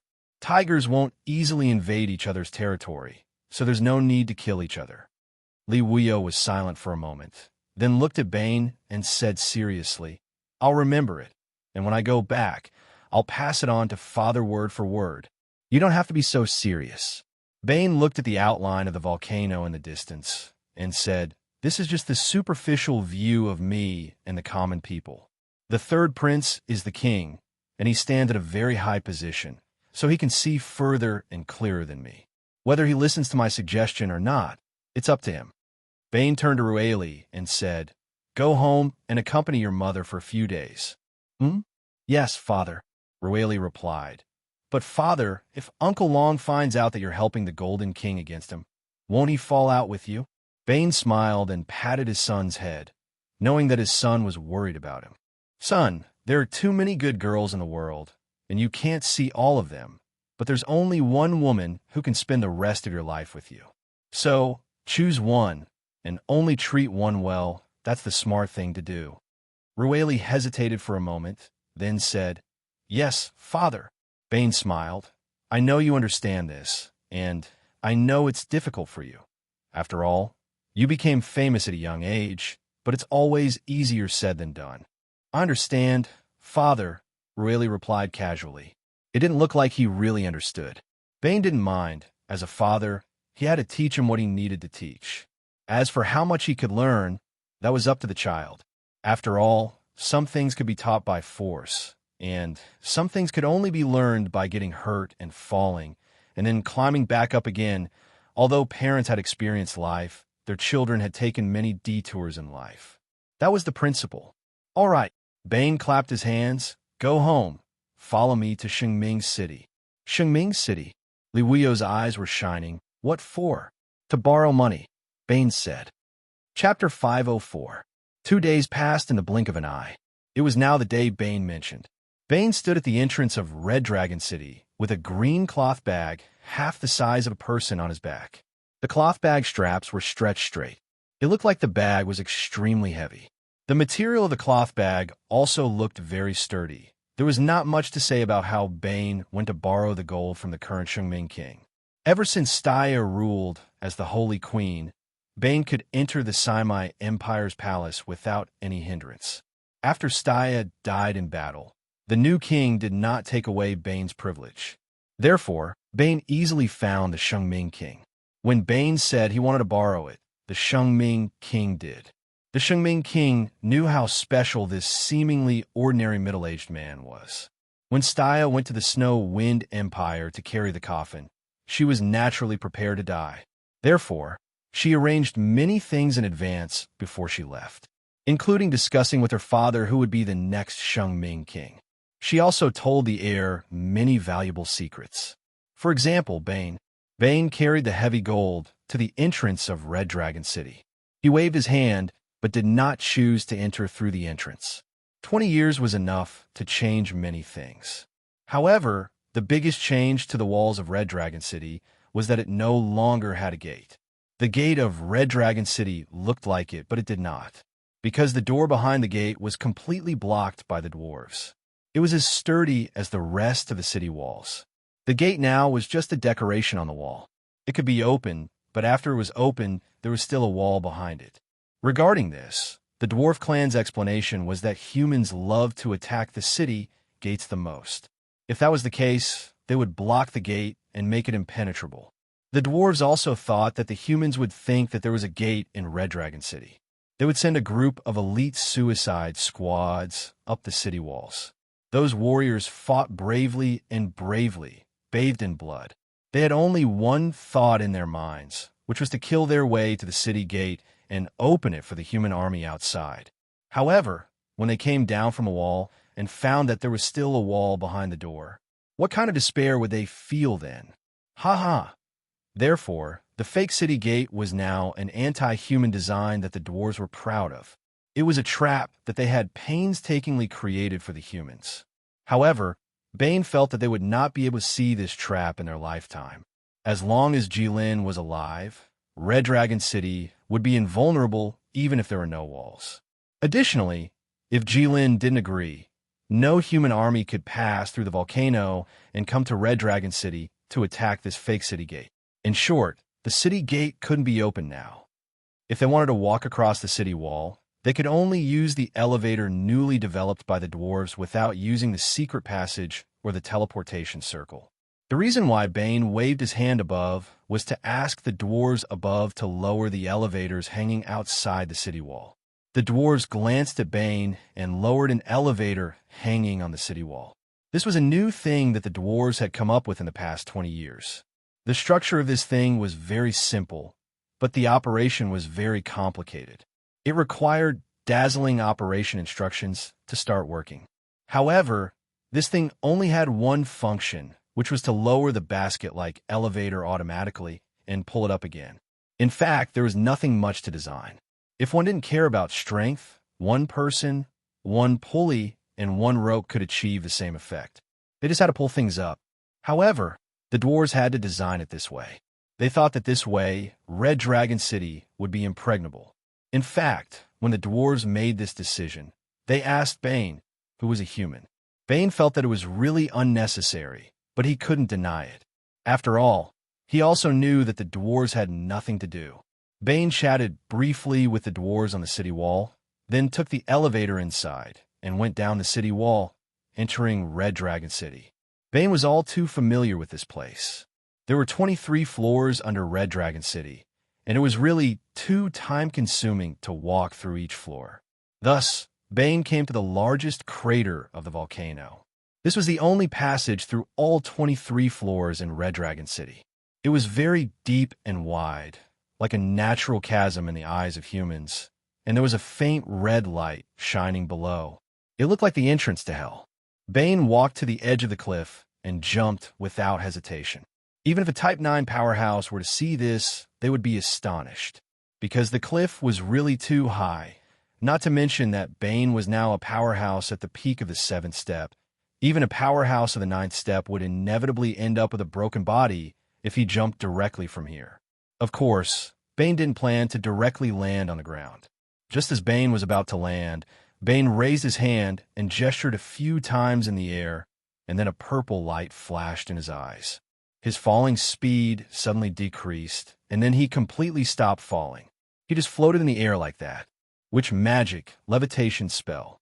Bane was already very close to the ground, and with another stroke of 2 fingers, he stood firmly on the ground in the deepest part of Red Dragon City. Bane raised his head, and in front of him was a mountain of gold. Bane walked to the side of the mountain and bent down to pick up a gold coin. Then Bane stood there, stunned for 3 to 4 seconds. Put it down. As expected, a voice that was completely within Bane's expectations sounded. Bane let go, and the gold coin fell back into the mountain of gold. Are you able to detect every piece of gold here when someone touches it? Bane turned around and asked Jilin behind him. For some reason, Jilin was now in human form, with a head of red hair that was very dazzling. Nonsense. Jilin rolled his eyes at Bane, who didn't do anything proper these years and only learned some fancy tricks. Bane knew that Jilin was talking about his use of levitation spell, as well as his failure to reach the 9th step. Bane didn't find it strange that Jilin could detect his use of levitation spell. He couldn't have hidden from Jilin and quietly entered Red Dragon City. Aisha's magic is really useful. I have to say, witches are actually the most practical people in this world.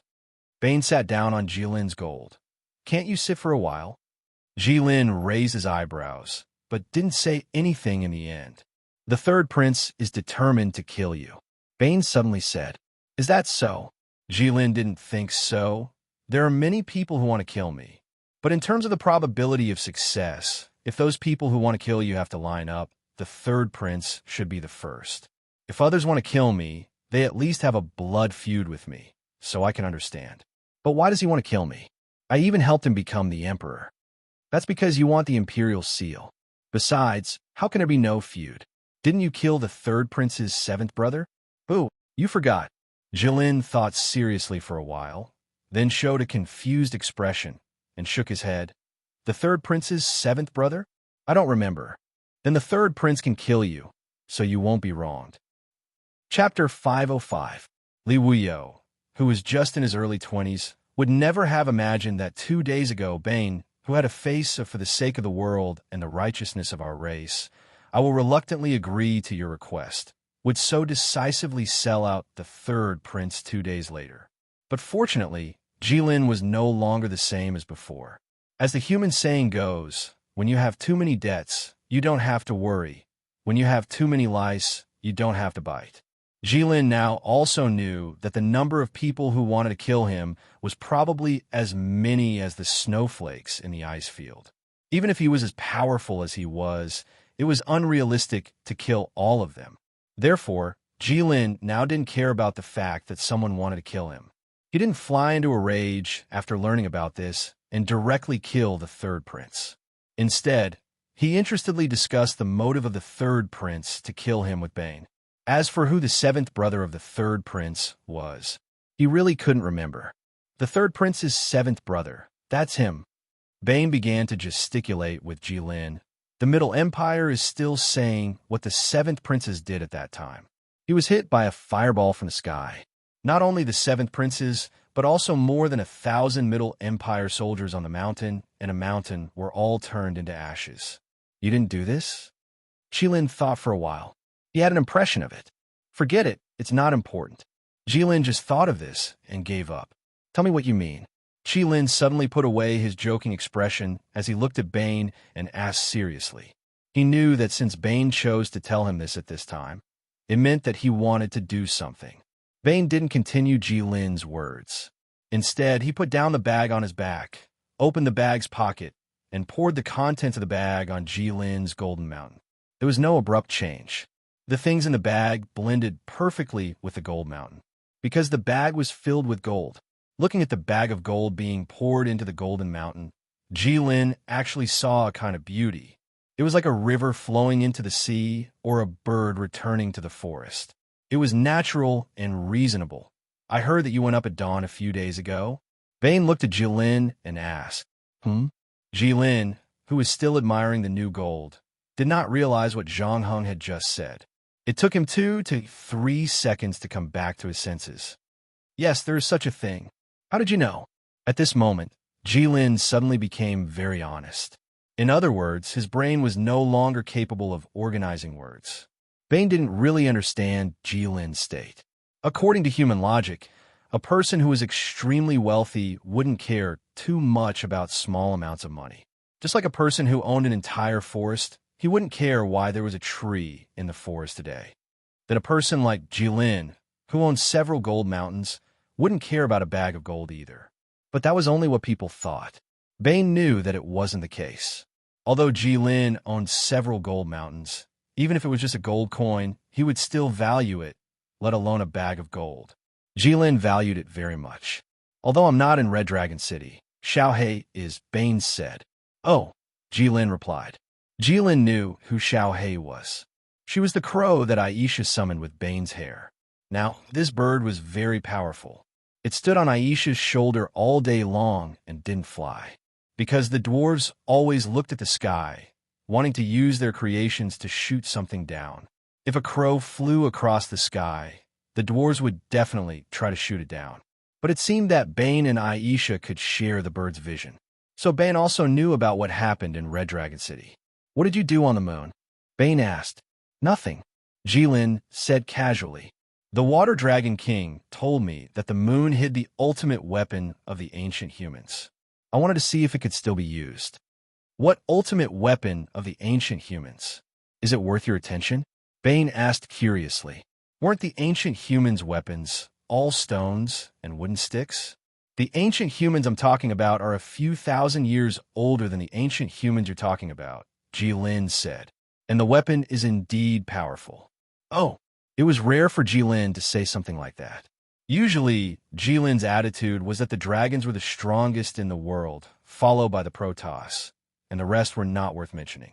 But today, Jilin praised the weapons of the ancient humans, which was rare. The Annihilation Bomb, Jilin said. This. Bane was a little hesitant. I know that humans like to exaggerate, but this time, it's not the case. But this time, it really wasn't. That thing could really destroy the world. If a few of them explode together, it can even kill a god. Ben was silent for a moment. Then he swallowed a mouthful of saliva. Are you serious? Why would I lie to you?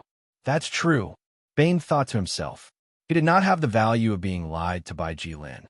So you went up this time? Bane pointed to the sky. I didn't find it. Jilin was still looking at his new pile of gold. Those humans hid the annihilation bomb very well. I couldn't find it. If I found it, I would have sunk the Elven Island. I don't know how they hid it.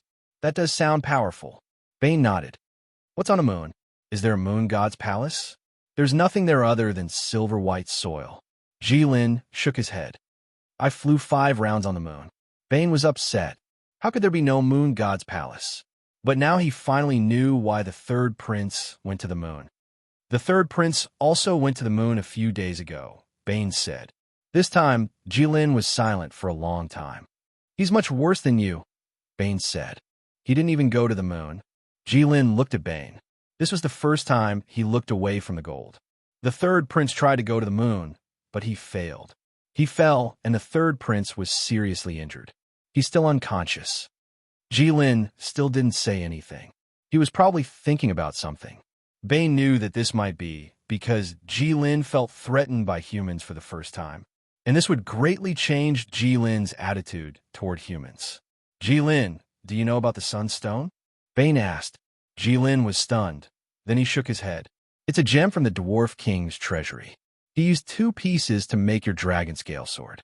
You remember it well, Jilin said. The third prince failed to go to the moon, but the Iron Blood King thinks that if he has the Sunstone, the third prince might succeed. The gold I brought this time was used by the third prince to buy the Sunstone. Do you think I should sell the Sunstone to the third prince?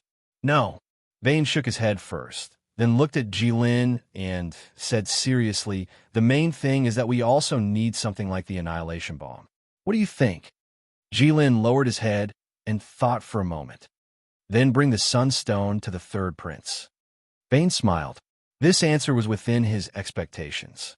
He had told Li Wuyu before that he and Jilin were more like-minded than ever. Chapter 506. No one knew what kind of consideration Jilin went through to give the Sunstone to Bane so easily. Bane didn't know either. But what Bane knew was that he should never try to guess Jilin's thoughts from humans' point of view, because it was destined to be futile. Maybe he had some deep schemes, or maybe he just didn't want it anymore. The third prince wants to go to the moon. Using the Sunstone seems to be to resist the low temperature in sky beyond sky. Jilin looked at Bane and said, but the Sunstone doesn't seem to have such a function. Oh, Bane was stunned, but this is what the Iron Blood King said. Do you remember the Iron Blood King? The one who never speaks more than 6 words. The Emperor of the Snow Wind Empire. I remember, Jilin said, but the Dwarf King once told me that the Sunstone is only available to the dwarf race. So what? Bane thought to himself, isn't this a very obvious question? If that thing isn't unique to the dwarf race, why would the Middle Empire let a princess like Li Wuyu steal it from you?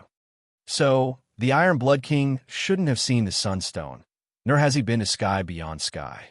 Jilin said, in other words, his opinion isn't worth believing. Bane felt that something was wrong, but he couldn't put his finger on it. Instead, he felt that what Jilin said was very reasonable. Then what do you mean? Bane blinked. Jilin took out a red diamond-shaped stone from somewhere behind him and handed it to Bane. The stone was obviously not an ordinary item because it shone with a sun-like radiance. Although it was weak, it was genuine. This is? Go and tell them that this is the Sunstone. Isn't this? Bane said. When Jilin took out this stone, he thought from the bottom of his heart that this was the Sunstone. He could tell at a glance that it was. This is. Jilin placed the Sunstone in Bane's hand. If the third prince has any difficulties, feel free to look for me. Bane looked at Jilin and blinked 6 times in a second. Bane had never seen such an attitude from Jilin, which made his hair stand on end. It felt like a tiger was smiling kindly at you. You don't dare to act rashly and can only smile. But you clearly know that you are in deep trouble. You want to scheme against the third prince. Bane looked at Jilin and said seriously, isn't that what you were thinking too? Jilin said, if you hadn't schemed against him, would you have come over and asked me for the Sunstone? Bane was silent for a few seconds. How feasible is the Demon King's idea? I don't know. I've never tried it, Jilin answered straightforwardly. Then what about Aisha's idea? Bane asked again. It should be very likely. Jilin paused for a moment and said slowly. You haven't given up yet. You gave up quite quickly back then. Why are you repeating it now? Well, I can't accept it. The heavens are unfair. There's no such thing as the heavens. Jilin sneered. Bane froze for a moment and nodded. That's true. Go, Jilin said. Jilin. If you really want to sacrifice millions of people, then stop. That doesn't meet her expectations. I have my own considerations. For some reason, Bane actually laughed when he heard Jilin's serious and deep words. What are you laughing at? Jilin asked. Nothing. I just feel that you've matured a lot. Jilin was already several hundred years old.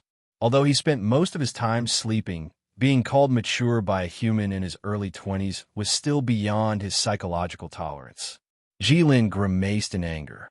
But fortunately, it was Bane. After saying that, he turned into a shadow and ran away. When Bane gave the Sunstone to Li Wuyo in the grasslands outside Shengming City, Li Wuyo was extremely excited. He almost jumped up and down a few times like a young girl. Bane and Rueli watched as Li Wuyo flew into the golden airship to pick up the princess. Then the airship took off and slowly disappeared into the eastern sky. Father. Rueli stood in the lush green grass and watched the breeze caress the grass. The grass was so green that it looked like it could drip water. The sky was blue and the clouds were white. The breeze was just right. Bane responded. That stone was really sold to you by Uncle Long. Of course. Otherwise, would he really steal it? Who would steal from him? Then, how much was the Sunstone sold for? A bag of gold. Uncle Long made a profit. He probably made a killing. Would they dare to use something bought from the Red Disaster? They wouldn't dare. Bane was certain. They'll check it over and over again, but they won't find any problems. They won't be completely assured, but they'll be forced to use it. Father, our family is on Uncle Long's side. No, Bane said. Oh, Rueli sighed in relief. But then he heard Bane say, our family is on Holy Queen Stya's side. Rueli was stunned. Isn't Holy Queen, yes. Bane nodded slowly. Then, you and Uncle Long work together? For a guess. Rueli was dumbfounded. He stood there, not daring to move. He thought to himself that he was really his father's son. How could he tell him such things? Then what do we do now? Rueli asked carefully. Go home for dinner. Okay, father. You haven't been home for a few days. How are you going to explain it to my mother when you get home? Visiting a friend. Father, aren't you underestimating my mother? I wouldn't dare to. Then your explanation is too perfunctory. It's enough. Bane smiled, because a friend gave her a small gift. As Bane spoke, he took out a red gem from his pocket. It was crystal clear and glowed. It was the size of 2 thumbs. Oh, Rueli's eyes widened. If that's the case, then it's enough. Father, you're amazing. Hee. Hearing his son's praise, Bane couldn't help but get carried away. He smiled and said to his son, Rueli, you have to remember, all women in the world, regardless of age, can't be underestimated. Yes. Rueli nodded. He felt that his father's words were true, and as if to prove Bane's words. On the golden spaceship flying among the clouds, Li Wuyo was holding the glowing stone, turning it over and over to study it. She looked very carefully. Her brows were tightly furrowed, and her expression was serious. She didn't have the naive look she had when she said goodbye to Bane. Ingyi. Li Wuyo looked for a long time and suddenly said softly. Behind her, where there was no one, the space suddenly twisted. Then, a figure quietly appeared. Your Highness, the old minister is here. It turned out that Li Wuyo's trip to the Saimai Empire had been followed by a legendary figure. Chapter 507. Li Wuyo had met countless people along the way from the Middle Empire to Red Dragon City. However, no one realized that such a harmless-looking little girl was actually followed by a legendary powerhouse. Your Highness. Ingyi appeared behind Li Wuyo and bowed his head. Grandpa Ingyi, take a look at this. Li Wuyo handed the diamond-shaped red stone to Ingyi. Congratulations, Your Highness. You found the Sunstone for His Majesty. Ingyi looked at it for a while and returned it to Li Wuyo. Grandpa Yi, how do you know this is the Sunstone? Li Wuyo frowned and asked curiously. There's a book in our country called the Golden Stone Record. Have you heard of it? Li Wuyo shook her head. Like the third prince, she didn't like to read since she was young. However, she was loved by the Sword Saint, so few people could control her. She had never heard of the Golden Stone Record. Ying Yi's mouth, which was hidden behind the mask, seemed to be smiling. Obviously, he was also aware of the situation. According to the Golden Stone Record, the Sunstone is a stone that condenses the light of the sun. It's red and the light condenses on the surface. It's indestructible and warm. This stone matches the description in the Golden Stone Record. Li Wuyo was silent for a while and didn't say anything. The people of the Central Empire always had a deep trust in the so-called ancient books and ancient books. Grandpa Yi, why did you come to the Saimai Empire this time? Li Wuyo suddenly asked. Your Highness, this journey will be long and fraught with dangers. This old subject is here to protect your Highness. Grandpa Yi, are you bullying me because I'm young? Li Wuyo smiled and said coquettishly. Old minister wouldn't dare. Even Grandpa Yi can't enter Red Dragon City. So, if you just want to escort me to the outskirts of Red Dragon City, you don't have to be there. Even the fourth shadow and the fifth shadow can do it. If that's the case, why did you, the most loyal legendary figure, come to the capital when father was unconscious? With Lord Sword Saint here, he will naturally be able to protect his majesty and her majesty. Why did mother ask you to come to the sacred city? Imperial mother, are you going to do both at once? Your Highness, please stop guessing. Ying Yi's words were equivalent to acquiescing to Li Wuyo's statement, but it also made his attitude clear. Li Wuyo knew that no matter how he asked, he would not get any results. So he asked, Grandpa Ying, what do you think of Uncle Bane? Yes, I haven't seen you for many years. You've indeed improved a lot. If you'd been more careful in your cultivation, I'm afraid you would have discovered me within 200 meters. His talent was so high, yet he wasted it. He shook his head slightly as he spoke. It looked like he really hated him for not fighting for it. It was as if Bolu had seen with his own eyes the disgrace of a fine steed in the hands of a slave and died in a ditch. I mean, will Uncle Bane really stand on our side?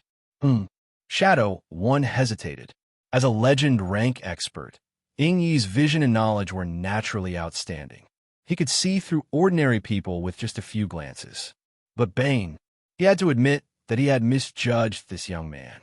When he first saw Bane in the Middle Empire, Bane was still so innocent that he could make people feel the vitality of the world.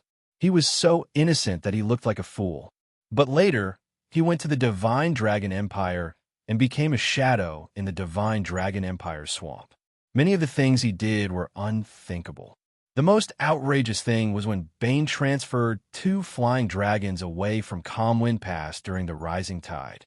He seemed to view countless human lives as something that could be sacrificed. Your Highness, this person is neither good nor evil. It's hard to judge, but one thing is for sure. This person is very dangerous. Very dangerous. For a legend rank assassin to say that this person was very dangerous, even Bane would feel honored to hear this. Red Dragon City. Jilin sat on the golden mountain in a daze, staring at the churning lava lake. What are you thinking about? Jilin looked back at Aisha and smiled. Are you done? That's right. Aisha let out a long sigh and stretched her body. What did those fellows say? Nothing. They were all bored and looking for trouble. They want to fight humans again. Yes. Otherwise, why would they be so bored? They were really bullied back then. They always want to take revenge, Jilin lamented. You still haven't given up on her matter? Aisha suddenly asked. This change in topic was very stiff. There was no foreshadowing or foreshadowing, as if it was a cliff. It seemed that Aisha was tired of beating around the bush. Tisk, I'll give it a try. Maybe I don't need to kill millions of people, Jilin said. Why are you doing this? Aisha asked with a frown. Isn't this obvious enough? As a dragon, you have the endless knowledge of the dragon bloodline. I don't believe that you can't see through the life and death of a human. Jilin was silent for 2 seconds before sighing. He looked at the wall reddened by the lava and said, For a dragon, I'm still too young. This is normal. Understood, Aisha said. At night, in Bane's home, dinner was already over. Bane was half lying on the roof of his dry straw hut, holding a dirty, muddy wine jug in his hand. He looked at the sky and drank wine under the moonlight. Bane looked at the moon for a while before taking a sip of wine. Not long after, Rueli climbed up and walked to Bane's side. When did you buy wine? Rueli asked curiously. I remember that you rarely drink wine. You don't have any at home, and I didn't see you buy it on the way. I didn't buy it. Bane said, it's a gift from friend when you were born. It's been buried underground for more than 20 years.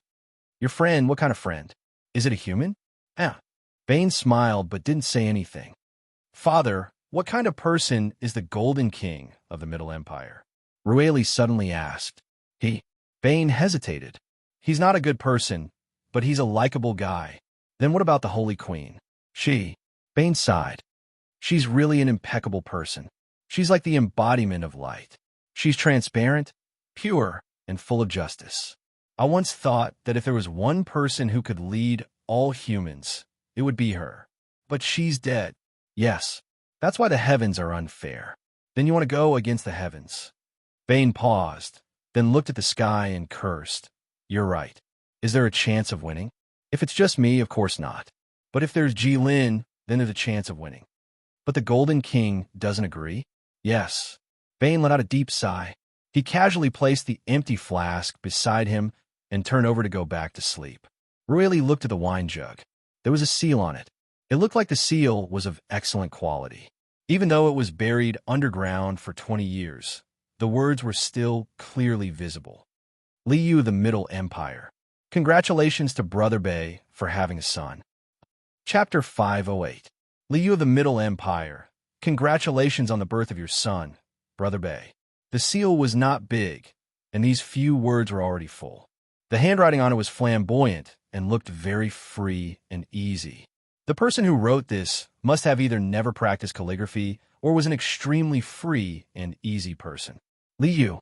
This was a familiar yet strange name, because everyone knew that the name of the emperor of the Middle Empire was Liu, but few people mentioned it.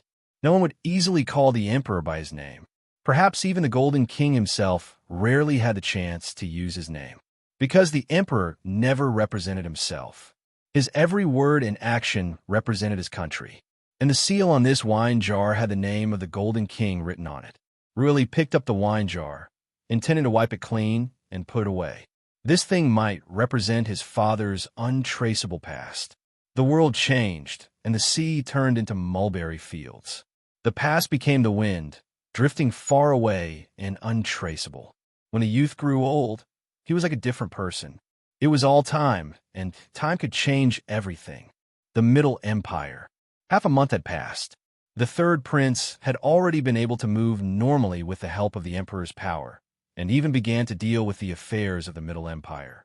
And today was the day of the experiment of the Sun Emperor's throne. Yes, because it was a throne with the Sun Stone, the team brought by the Iron Blood King named it Sun Emperor's Throne. It was very in line with the characteristics of the Snow Wind Empire, simple and crude, and obvious at a glance. The throne, which was twice the size of a person, was now standing in the middle of the square of the Middle Empire's palace. It didn't look any different from before. Only in the middle of the throne's chest, there was a red diamond-shaped stone. It shone with the brilliance of the sun. The third prince wore a golden dragon robe, hugged his shoulders, and walked around the throne twice. Then he looked at the people of the Snow Wind Empire and said with slight disdain, "That's it? And this is all you've done in half a month? Does Aisha just have to put the stone on her chest?" "Your Majesty, Golden King, on the surface, that might be the case," a technician on the throne of the human sovereign said. "What about in reality?" "In reality, it means the rearrangement of countless formations." This was a massive project. The throne of the human emperor was the pinnacle of human technology. Even the slightest changes must be made with extreme caution. "When will it take off?" the third prince asked. "Now, we'll begin the second moon god project tonight," the third prince said. Night fell. Lights once again lit up the night sky of the Middle Empire. The moon hung high in the sky. Today's night sky was exceptionally clear and cloudless. Every star shone brightly in the night sky. Congratulations, Your Majesty. The heavens are working in your favor. Ouyang-ju walked beside the third prince and said loudly, Your Majesty has the help of heaven. I think you will succeed. The third prince actually didn't want Ouyang-ju to come. He was too old and had to be supported by him when he walked. It's just a sunny day. The third prince helped Ouyang-ju to the front row of the crowd. He asked someone to bring a seat for Ouyang-ju and helped Ouyang-ju sit down. Sigh, even so, it's always good to say a few auspicious words before you leave. Ouyang-ju pulled the third prince's sleeve and patted the third prince's hand. Teacher is right, the third prince replied. Then he looked at Li Wuyo, who was behind Ouyang-ju, and said, Keep an eye on your advisor.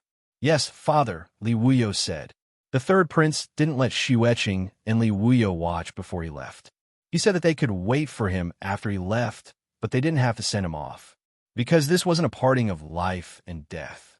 It was just a risk that no human had ever taken successfully.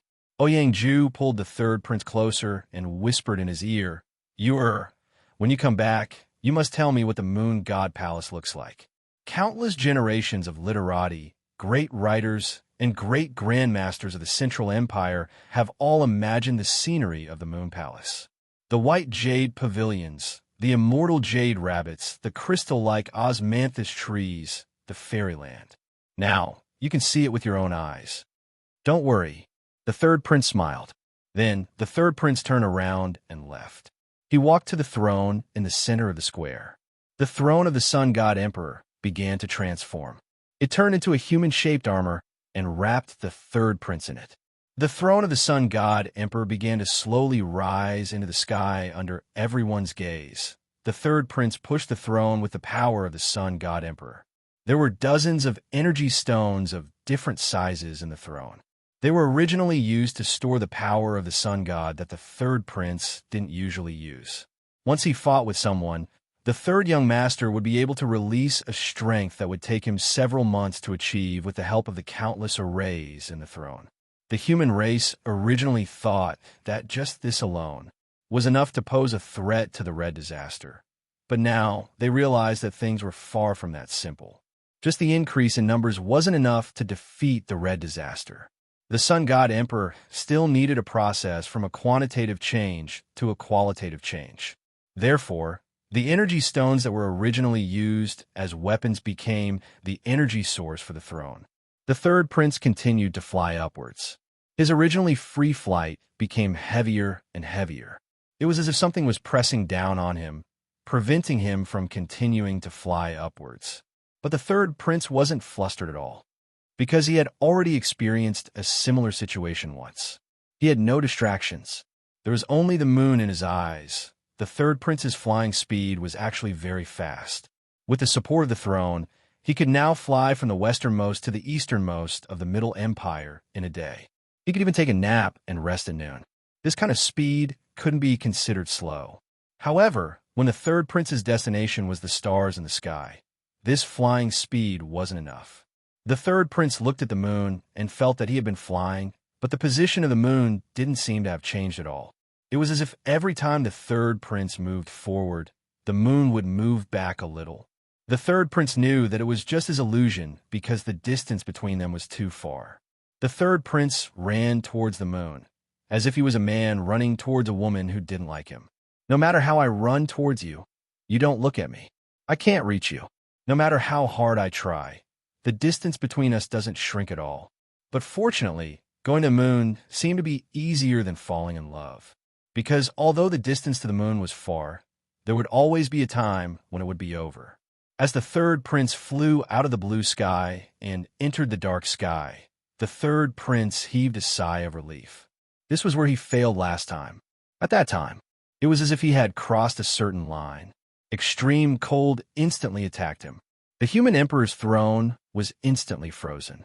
But fortunately, there was no problem this time. Even here, the third prince still didn't feel any discomfort. Only then did the third prince look down at the red gem on his chest. He felt the warmth that seemed to be everywhere. He thought to himself that this was really the Sunstone. Chapter 509. In the universe, the space was dark and deep, and it was absolutely silent. In the endless darkness and loneliness, there seemed to be endless mystery and danger. But it was also possible that there was nothing. No, at least there were those endless stars in the universe. This was the first time the humans in this world had seen the real starry sky with their own eyes. His so-called world was just one of the many stars in the sky. The so-called bright moon was just a speck of dust in this endless world. Until now, the third prince somewhat understood Jilin's attitude of not caring about anything. It was just something that happened between dust-like lives in one of the endless worlds. Unfortunately, he was just one of the countless specks of dust. He would never be able to understand a great life like Brother Long. The third prince shook his head slightly in the solar human emperor's throne. He flew toward the moon that seemed to be close at hand. The third prince did not know how long he had been flying. He only felt that he had been moving forward in the endless darkness. Even though his rationality told him that not much time had passed, he felt like an endless amount of time had passed. Finally, the third prince landed on the surface of the moon, wearing the solar human emperor's throne.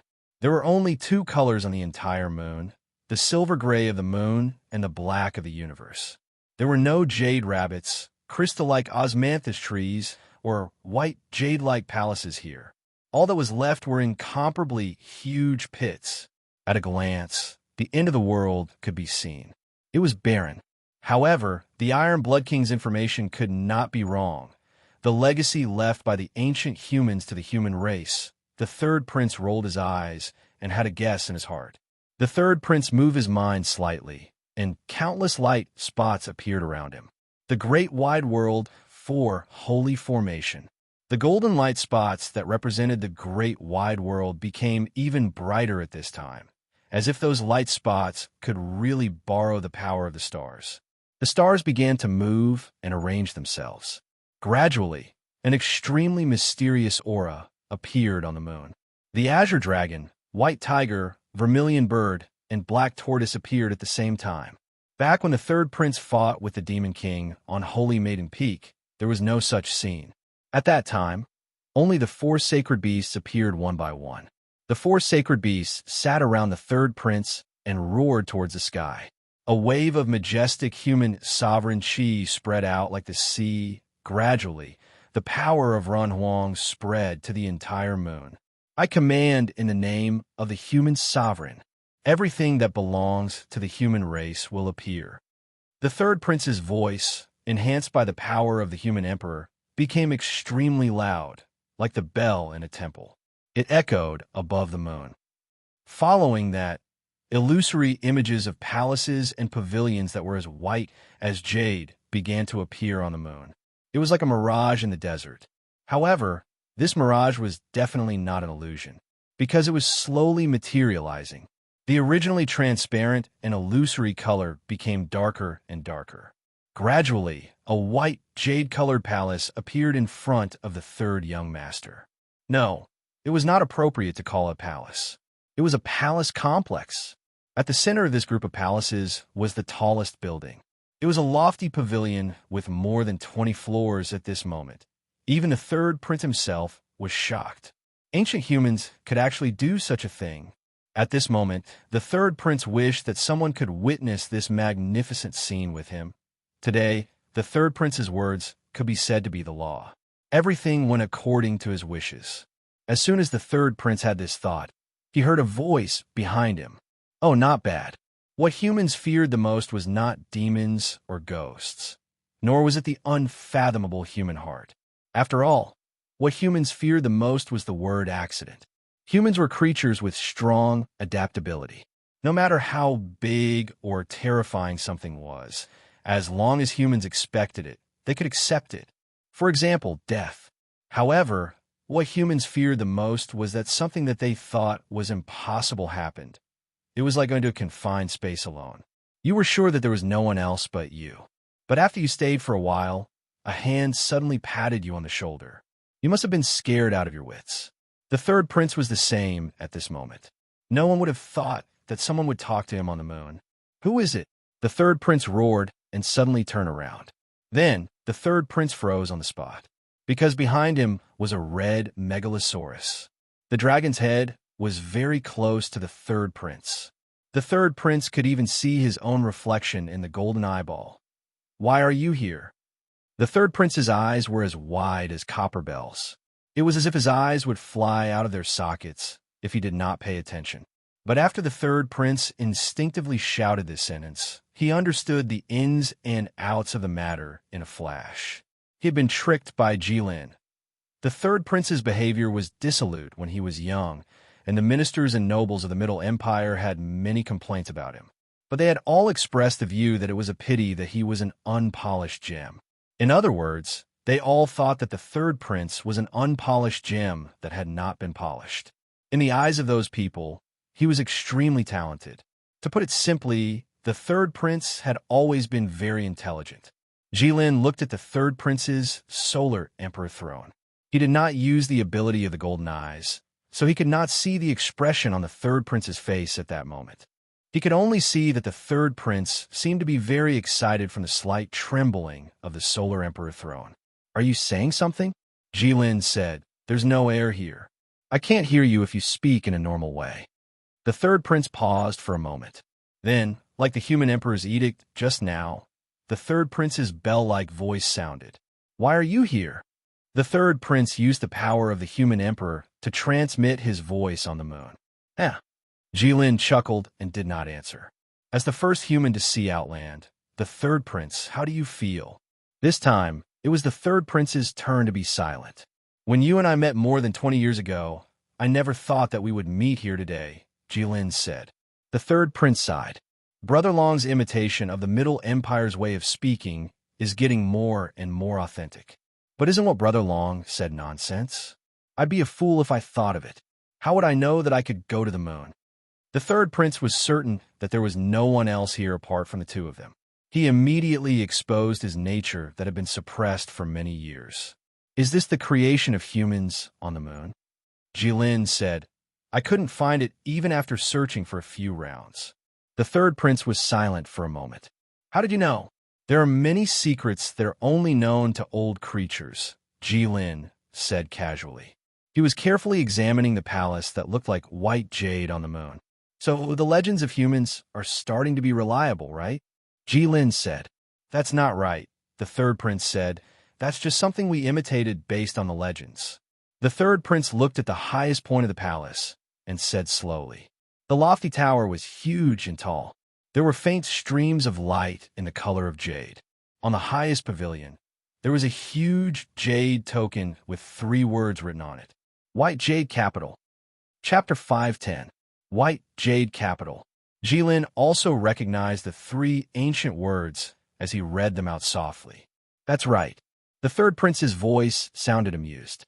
White Jade Capital is probably one of the greatest romances in human imagination. A pure white palace on the moon where the moon goddess lives. It's pure and flawless. However, humans have hidden a terrifying weapon inside. Indeed, beautiful and illusory things are always filled with danger. "Are you here to snatch the annihilation bomb?" The third prince looked at Jilin as he spoke. "Are you here to kill me with the annihilation bomb?" Jilin also looked at the third prince's throne. The atmosphere between the man and dragon suddenly changed as it instantly became tense. It was as though the originally soft tendon of a cow had been stretched into a bowstring. "I'm not here to kill. I'm just here to intimidate," the third prince said in a deep voice. "You mean to say that you are here to scare me?" Jilin asked. "Brother Long, whether humans can live or not is not something that can be decided by you." The third prince's voice resounded through the entire moon. His voice was like the voice of the heavenly Tao. His words could determine the order of the world. If an ordinary person were to hear it, the third prince's voice would naturally sound like that of a god. However, to Jilin, it was just a facade. In a situation where there was no air as a medium, sound could not be transmitted. Jilin did not need to make his voice loud enough for the third prince to hear him clearly. It was obvious who was stronger and who was weaker. "You are too unrestrained. This world can't tolerate a free creature like you." The third prince bellowed in a deep voice. "You could do whatever you want. If you are in a good mood, you can protect thousands of humans. If you are in a bad mood, you can make countless lives vanish. No one can stop you. You are too powerful, too free, too unrestrained. Is it wrong to live freely? Jilin asked with a frown. He was puzzled by the third prince's logic. Wasn't freedom the ultimate dream of all creatures? Yes. The third prince said, all creatures in this world live in a framework. What kind of framework do people live in? Jilin asked. Morality and law. The third prince answered without hesitation. Moral law. Jilin chuckled. Who set this framework? Heavens. The third prince said. No. Jilin shook his head repeatedly. Geniuses don't have the time to order such things for you. These things are set by you, the people who stand at the top of your race. The purpose of these things was to maintain the so-called stability. Human society was like a pyramid. There were more people at the bottom and fewer people at the top. The people at the top were standing on the people at the bottom, which was why they stood higher. The morals and laws you speak of are just cement that stabilizes the pyramid. In order for people like you to stand more firmly on top of everyone's heads. The third prince was so angry that his face turned white. He had been an emperor for more than 20 years. Not to mention that he was an emperor for all eternity. Although he wasn't an emperor, he could be said to be diligent and considerate of the people. Even for things like managing the Luo River, the third prince couldn't bear to waste the people's money. He personally lowered the riverbed and changed the river's course. But in Jilin's words, he became a fatuous emperor who took advantage of the people. This was clearly a shameless and unreasonable act. Brother Long, why do you say that? As the third young master spoke, the roots of his teeth were trembling with anger. Everything I do is to protect the people of the human race. Then why do you use such a framework for them? For the stability of the empire. What's the use?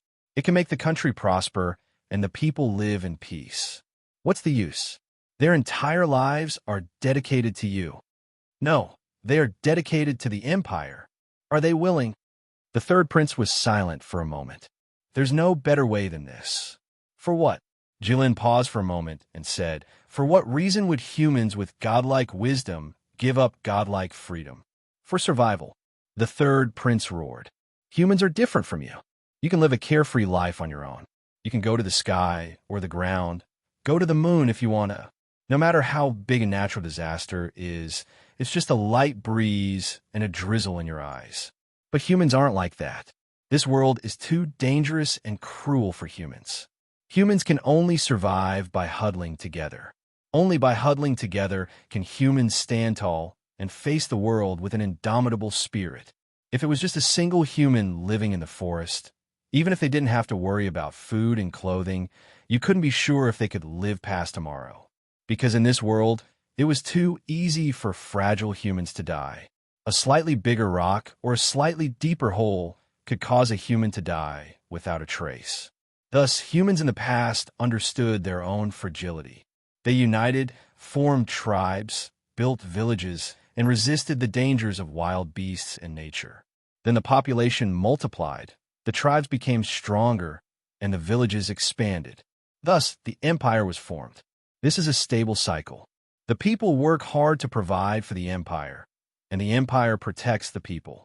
Jilin looked at the third prince, licked his lips, and asked, then what's the use of people like you in this cycle?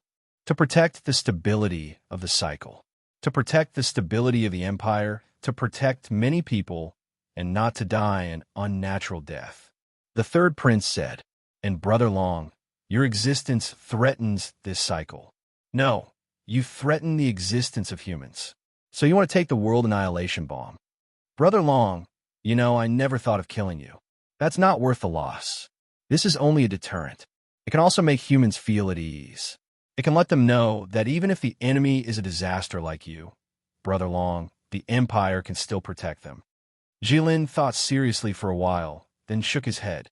No matter what you say, I can't let a weapon that can threaten me fall into your hands. Although I have confidence in you, I don't have confidence in your descendants. Moreover, I'm not a weak human. Why should I give up my freedom to make you feel at ease? I can kill people if I want to. Brother Long, The sacred beast beside the third prince suddenly lit up. Don't force me. You think you can beat me in a one-on-one fight?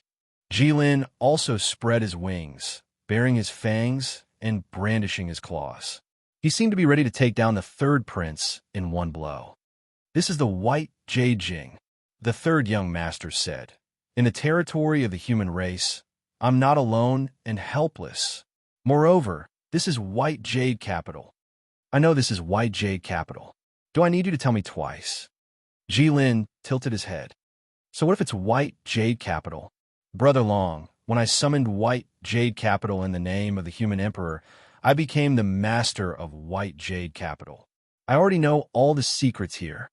Oh, it seems that this city has given you quite a lot of confidence. White Jade capital is an immortal city built by the ancient humans with all their might. It's naturally extraordinary. There are 3,000 flying swords here and 5 million hidden soldiers. As the third prince finished speaking, countless flying swords flew out of the houses and windows of White Jade capital. They flew into the sky and circled around the tallest pavilion. Countless white jade-like houses opened up, and countless soldiers poured out. They came out of the houses and gathered on the road. They wore armor, held long halberds, and carried bows and arrows. Everything, including the soldiers' bodies, seemed to be carved from jade. The third prince stood in front of the army. Behind him was the pavilion of White Jade capital. Countless flying swords flew above the pavilion like streams of light. The third prince looked at Jilin and said loudly, Brother Long, look, this is the foundation of the human race. Chapter 511. Tisk, tsk, tisk. Jilin couldn't help but click his tongue as he looked at the inexplicably huge army in front of him. He thought to himself that it was really unnecessary for him to pick a fight with the third prince, the human emperor. He didn't seem to have the habit of fighting alone.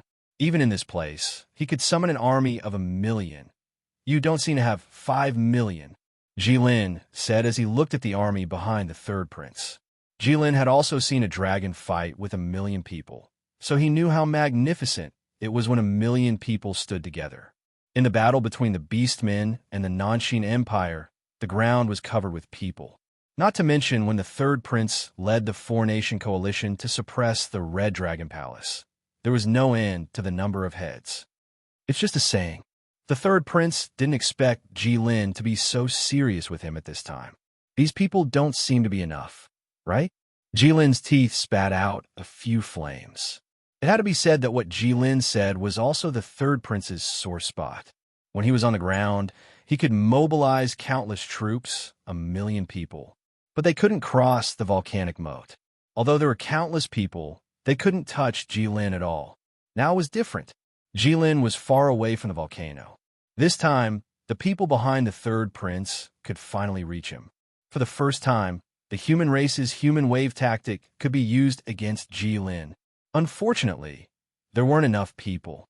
Although these soldiers aren't enough to face Brother Long, it's still worth a try. Sigh. Jilin sighed. How'd I offend you? No, Brother Long treated me well. Brother Long was the one who helped me obtain the throne. Why would I be dissatisfied with Brother Long? Then why do you always want to hit me? As an emperor, one must always be prepared to face an invasion. The third prince looked at Jilin and said, You, forget it. Jilin shook his head. I can understand. Thank you. Then, let's cut the crap. Jilin flapped its wings. I only have one question for you. Brother Long, please speak. The third prince's expression also became serious, as if he was a general about to go to war. He knew that the final battle between him and Jilin was about to come. This was the battle of destiny that would determine the fate of mankind for countless years to come. Can you give me the annihilation bomb? Jilin asked. No, the third prince said. I can stay in the volcano for 500 years and never take a step out. During this period, I promise that the myriad spirit nation will never hurt the human race. How about it? I can use my real name to swear. Brother Long, the dead are gone. It's like the water in the sea. Even if you can destroy the world, how can you find it back? The annihilation bomb. I can't give it to you. You've already told me that spilled water can't be recovered. Jilin said. But if Staya dies like this, I'm really unwilling. If you insist, don't blame me for not remembering our old friendship and snatching it. Attack! The third prince shouted. The soldiers that looked like white jade raised their halberds uniformly and attacked the giant Jilin. Only these terracotta soldiers that didn't know fear dared to charge at a monster like Jilin. Under the command of their general, they charged forward without any fear of death. The third young master had read many military books in the past, but none of them had ever mentioned how to use an army of hundreds of thousands to kill a single opponent. With no other choice, the third prince could only leave a few thousand terracotta soldiers to shoot arrows at Jilin to disturb him. The remaining hundreds of thousands of terracotta soldiers didn't have any formation and charged forward like a swarm of bees. They swarmed forward in a chaotic manner. That was true. Hundreds of thousands of soldiers against one person. What formation was there? The third prince made up his mind. He wanted to use the human wave tactic to drown Jilin. I can't beat you. I'll tire you to death. If a sea of people surged towards you, even if you could topple the mountains and overturn the seas, you wouldn't be able to see the shore. These terracotta soldiers could fly freely in the universe. Even if Jilin flew into the sky, he wouldn't be able to get rid of these terracotta soldiers. Obviously, Jilin didn't want to use that kind of trick to fight against the third prince. Jilin was on the ground. He flapped his wings, swung his tail, waved his claws, and bit. Jilin waved his hand, and dozens of terracotta soldiers were crushed. With a swing of his tail, hundreds of servants were scattered. These terracotta soldiers were made of very sturdy materials, but to Jilin, they were just slightly harder stones. Their stone arrows covered the sky and rained down like rain. However, when they landed on Jilin's body, they only made a slightly louder sound before falling to the ground. Although their stone halberds were powerful and sharp, they couldn't hurt Jilin's scales. Jilin looked at the third prince behind the endless sea of people. 300,000 against one. This was an extremely unequal battle. However, he had the advantage. Although the terracotta soldiers were powerful, they couldn't hurt Jilin at all. However, the third prince was also aware of Jilin's strength. He didn't expect these stone men to do anything to the Red Disaster. These terracotta soldiers were meant to be killed by him. Their goal was to exhaust his mind. In the end, this battle still required him to personally lead the troops and fight it himself. Bang! The Emperor's sword was unsheathed. The 3,000 flying sword in the sky condensed into an extremely sharp sword beam. As the third prince's Emperor's sword swayed slightly, it quietly fell towards Jilin, who was in the midst of a fierce battle. Legend had it that white jade capital could suppress a country.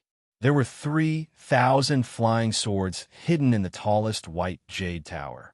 Each sword could take a person's head from thousands of miles away. However, if one had a disloyal heart, the flying swords would come and the head would fall to the ground. It was unstoppable. However, today the 3,000 flying swords of white jade capital had all come out, all for the sake of that dragon head. A needle-like sharpness crept into Jilin's heart. Jilin looked up and saw countless flying swords with sword beams flying towards him. A golden light flashed in Jilin's eyes. Dragon's breath. A red beam of light condensed from fire elements shot out from Jilin's mouth and collided with the 3,000 flying swords. Most of the flying swords couldn't block Jilin's dragon's breath and fell halfway. However, the remaining dozens of flying swords actually passed through the dragon's breath.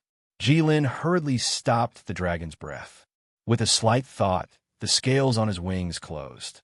They became two of the strongest shields in the world. Clang! Clang! Jilin's two wings certainly couldn't protect his whole body. However, his scales were also one of the few strong defenses in the entire universe. Most of the flying swords were bounced off when they touched Jilin's scales. However, there were 5 or 6 flying swords whose sword tips were shallowly inserted into Jilin's body. They didn't fall to the ground. Although they stabbed so shallowly, they might even be stuck between Jilin's scales.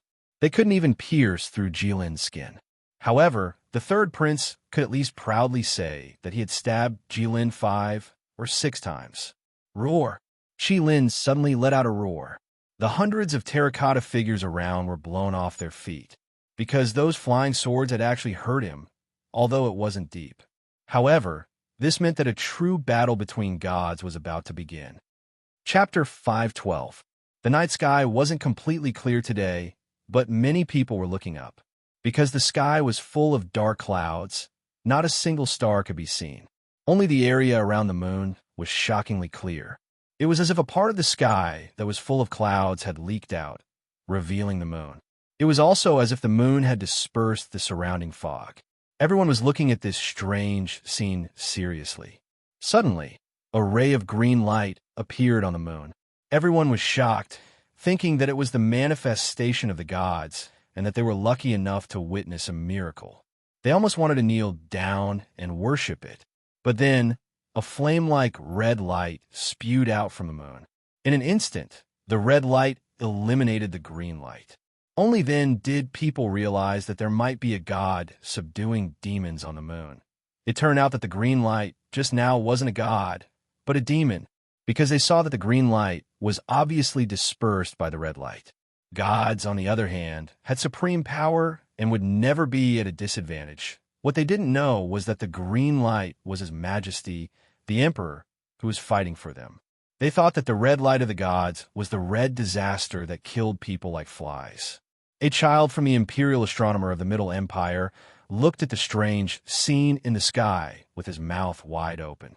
He ran back to the pavilion and hurriedly flipped through the books, wanting to know what this strange scene represented. The moon had a green light, and the red light clashed. Bane didn't lie lazily on the thatched roof of his house and look at the moon as usual. Instead, he sat cross-legged and looked at the moon attentively. Rulai didn't know what his father was looking at, so he followed him. When he saw that the moonlight was no longer soft and beautiful, and the bright light became ordinary, his eyes became sore and his neck hurt. He was tired of looking at the moon, and Rulai didn't find anything special. Until the green light flashed, and the red light corresponded. Dad, this is... Bane was also stunned, and his eyes narrowed. He thought to himself that they were quite ruthless, but what was Jilin doing? He could have taken it down easily. Could it be that he was hesitating? Everyone in the Middle Empire's palace saw the strange scene in the sky and thought that His Majesty had succeeded. They all knelt down and kowtowed to the moon, praising His Majesty's might. Only the few people who had seen Jilin narrowed their eyes and looked anxious. How could this be? How did the Red Calamity know about His Majesty's actions today? Could it be that someone leaked the secret? Mother! Li Wuyu grasped his mother's hand tightly. Swecking pinched her daughter's hand hard. Li Wuyu was stunned for a moment and immediately stopped shouting. Whisper, no matter what, we can't panic, Swecking said. Imperial Mother, will Imperial Father be all right? Uncle Long, don't worry. Shueqing patted her daughter's hand. Then, he turned around and walked back to his bedroom. Brother. Li Wuyo looked at Li Wuyo. Li Wuyo shook his head gently. Facing the strange phenomenon in the sky, everyone had their own guesses, and everyone had different opinions. This was how the world worked. 10,000 people would have 10,000 guesses and delusions about the same thing. However, there were very few people who could truly see the essence of things. In any case, the truth was not important to them. Above the moon, Qilin twisted his body and shook off the few flying swords that were of extremely high grade. Not bad, Jilin said. In just 20 years, you can already hurt me. I don't want to either. Third young master said in a deep voice. Back then, Staya plotted to make you fake your death and deceive everyone in the world. Although this isn't considered a good idea for humans, it's not a good idea. Although this was not a good idea for humans, it might not be a perfect plan for your Brother Long. You don't have the intention to kill people for fun. Why didn't Brother Long enter the shallows and bind his own hands and feet? What can I get by wronging myself like that? Dissolving water in the sea, moving trees in the forest. Truly entering this world, no longer being high and mighty, truly living, together with all living beings. Truly living? Jilin sneered, his laughter full of disdain. Living like a human is truly living. Summer insects can't talk about ice. You're only 100 years old, and you're telling me that you're truly living. Your life is just a snap of my fingers. You're overestimating yourself. Brother Long, how old are you this year? The third prince suddenly asked. Jilin was stunned. About 5, 6, or 700 years old, according to what you humans say. Brother Long, you entered the world more than 20 years ago. Don't you feel that your changes in these 20 years are greater than the changes in the previous few hundred years? Although the divine turtle has a lifespan, it has an end. Although it lives long, it's meaningless. As for what is truly living, I think Brother Long has already experienced a thing or two. Jilin blinked. The terracotta soldiers around him were all motionless, as if they were waiting for the two to finish their second conversation. You want me to live like a human? Jilin said. It's just a suggestion. Work at sunrise and rest at sunset. A life of labor, daily chores, 3 meals a day. Brother Long, why don't you experience it? Why should I experience it? By then, maybe Brother Long will be able to completely understand Stai's intentions. You'll know why a human life is precious. Jilin opened his mouth. He wanted to say something to the third prince, but suddenly his heart tightened and an uncomfortable feeling crept up his back. Jilin looked towards the direction of the feeling. On the walls of White Jade Capital, countless siege crossbows were set up. Those were not normal siege crossbows, because they were very huge and seemed to be extremely powerful. You're stalling for time, Jilin said in a low voice. If it was someone familiar with Jilin like Bane, he would realize that Jilin was planning to take revenge upon hearing Jilin's words. All is fair in war. The third prince's voice became very cheerful. Although I'm stalling for time, what I said just now was from the bottom of my heart.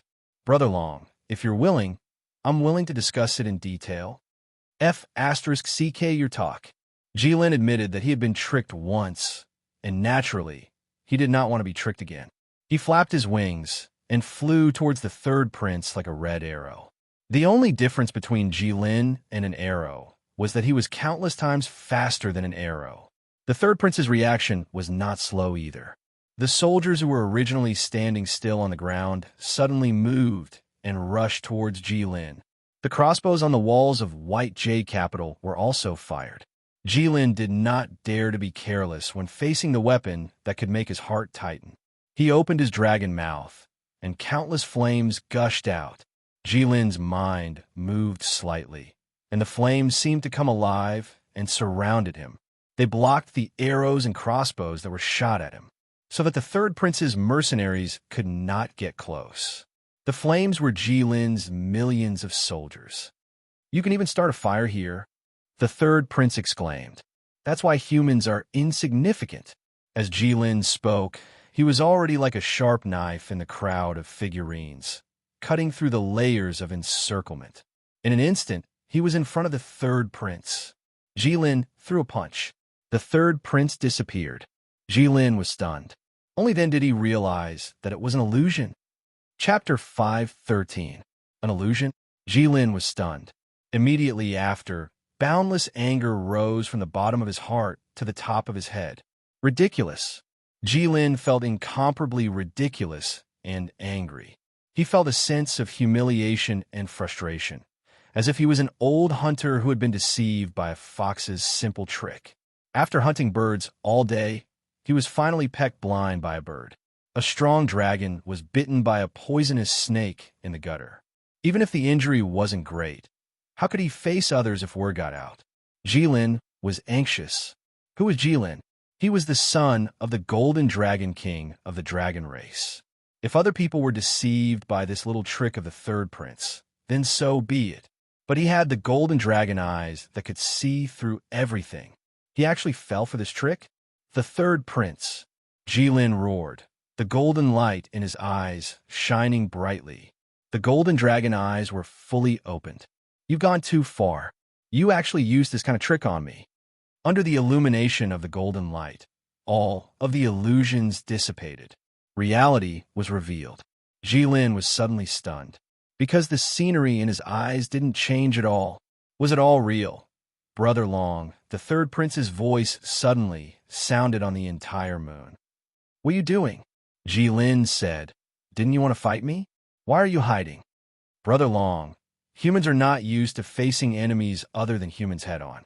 This is how humans fight. Then how are you going to hurt me? How are you going to win?" Jilin asked. "With these figurines? Crossbows?"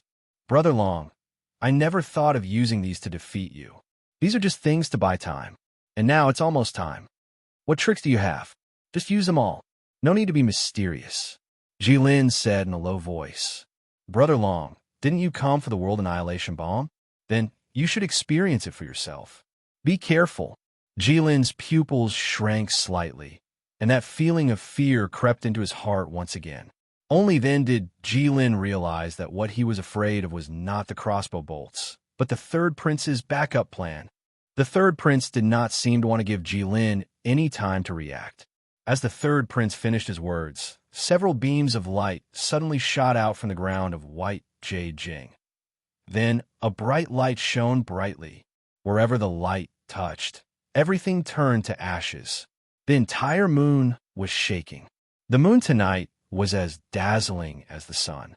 The third prince was wearing the solar emperor throne, hiding in the center of the back of the moon. Logically speaking, he was a moon away from the place where the annihilation bomb exploded. But even so, the third prince still felt a suffocating sense of crisis shrouding his heart. He also felt the moon's trembling. It also made the third prince's blood boil. After a long time, the moon finally calmed down. The third prince flew out from the back of the moon, and when he saw the scene after the explosion of the world annihilation bomb, he could not help but gasp. The place where White Jade Jing was turned into a huge pit. An extremely huge pit. No, calling it a huge pit was too small. Or rather, more than half of the moon was gone. A world annihilation bomb had turned the moon into a real crescent moon. It's over. The third prince thought to himself, there will no longer be a full moon in this world. This time, his teacher will probably be in tears. The moon is one of the greatest romances of mankind. From now on, people have their joys and sorrows, and the moon has its waxing and waning. These ancient sayings no longer make sense. Who wrote such a good poem? All right, it was Brother Long who told me. Brother Long. The third prince looked around, and even most of the clouds had turned into nothingness. Where could he see even half of Jilin's shadow? The third prince was stunned for a long time, and thought to himself, it can't be. Brother Long died, just like that. It shouldn't be. According to the Iron Blood King, at least 5 world annihilation bombs were needed to kill Brother Long. The third prince's blood instantly turned cold. Brother Long. The third prince used his human emperor's power to spread his voice throughout the universe. Brother Long, where are you? You can't be dead, right? In your dreams. Jilin's voice sounded behind the third prince. The third prince suddenly turned around. He saw Jilin right behind him. Jilin had already turned into a red-haired, golden-eyed youth, and a black book was floating beside his right hand. He was completely unscathed.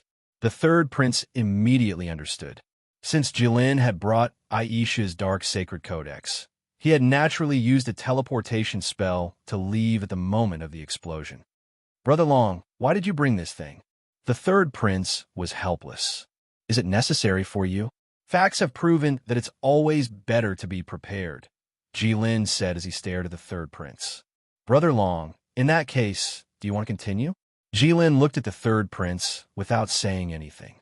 The third prince seemed to have understood. He raised his hands slightly, and the white jade capital appeared again. Half of the moon had been blasted into nothingness, but the white jade capital was still intact. Countless figurine soldiers lined up in formation again. The battle seemed to be no different from the beginning. The third prince looked at Jilin. From his posture and aura, he seemed to be full of confidence. Jilin also looked at the third prince and suddenly smiled. He had been waiting for this moment. There's no need to fight anymore, Jilin said calmly. I've seen the power of the world annihilation bomb. It's indeed a weapon that can kill gods. Oh. The third prince was stunned, and then asked in joy, Brother Long is willing to give up on the world annihilation bomb. No. Jilin shook his head, and the third prince's heart, which had just been a little shaken, instantly calmed down. What I mean is that the outcome has been decided. I've already won, so there's no need to fight anymore, Jilin said calmly. The third prince was stunned at first, and then he chuckled. Brother Long, why do you say that? I've already seen through the white jade capital's true situation. It can't stop me, but I can make you unable to fight back with a single finger. Do you believe me? The third prince knew that Jilin rarely lied when it came to such matters. If he said he would kill you with one punch, he wouldn't use a second punch. However, he had the entire white jade capital behind him, and there were many world annihilation bombs beneath it. I don't believe it, said the third prince. Jilin raised a finger and pointed at the third prince. You don't believe in heresy. Huh. There was no sound in heavens beyond heaven, but there seemed to be a crisp sound. The red gem on the chest of the third prince's sun-human sovereign throne shattered under Jilin's finger. Without the sunstone's protection, an indescribable low temperature assaulted him. The human sovereign throne froze once again. It went from the armor that protected the third prince to an iron shell that restrained him. How can this be? The third prince was alarmed. However, after a shock, he suddenly realized that it made sense. The sunstone was brought out from the Red Dragon Palace.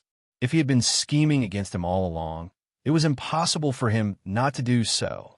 This was the most effective and simplest method. In human terms, this was called removing the firewood from under the cauldron. Chapter 514. The third prince's thoughts flashed through his mind like sunlight. He didn't know how Jilin had schemed against him. Tampering with the sunstone was indeed the most useful and efficient method, but because it was too efficient, it didn't have much meaning. Even the third prince could think of such a method in a moment of desperation. How could the ministers of the Middle Empire, who thought that they were meticulous and calculated every step, not think of it? In the end, how could he have fallen for such a shallow trick? Jilin flew to the third prince's side and gently placed his hand on the third prince's chest. Waves of heat spewed out from Jilin's hand, dispelling the cold air of outer sky. Brother Long, the third prince's voice had never been so dry. I didn't want to kill you, Jilin said. I don't admire many humans, but you're one of them. What a pity. You're clearly not a layman, but you sit in the most mundane position and do mundane things. Isn't this all thanks to you? The third prince laughed bitterly. He had completely lost. In this extremely cold place, he had lost the sunstone that he relied on to survive. Now, as long as Jilin didn't help him dispel the cold air, he would die immediately. The current situation couldn't even be described as being on someone's chopping block. Life and death were in the hands of a single thought. Brother Long, how did you do it? The third prince couldn't help but ask at noon. What? Jilin said. You tampered with the sunstone and successfully installed on my throne. How did you know that I was going to land on the moon today? How did you do it? Jilin was now confident of victory. He really couldn't think of any other variables that the third prince could have, so he was willing to talk to him more. Then it's not the sunstone.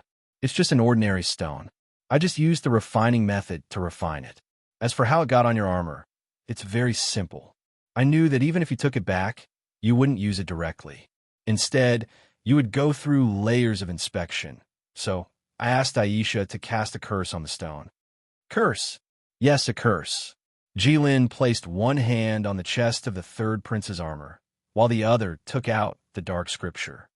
According to human legends, witches can bewitch people's minds, make them delirious, and even control their minds. Although it's a little exaggerated, it's not all groundless. It turns out that some human legends have some credibility. Jilin sighed. I asked Aisha to place a curse on the stone. It will give people a strong psychological hint. Anyone who sees this stone will think that it is the sunstone. Not to mention you humans who have never seen a sunstone before. Even if the dwarf king has a sunstone, he will think that it is a sunstone, even if they don't look alike.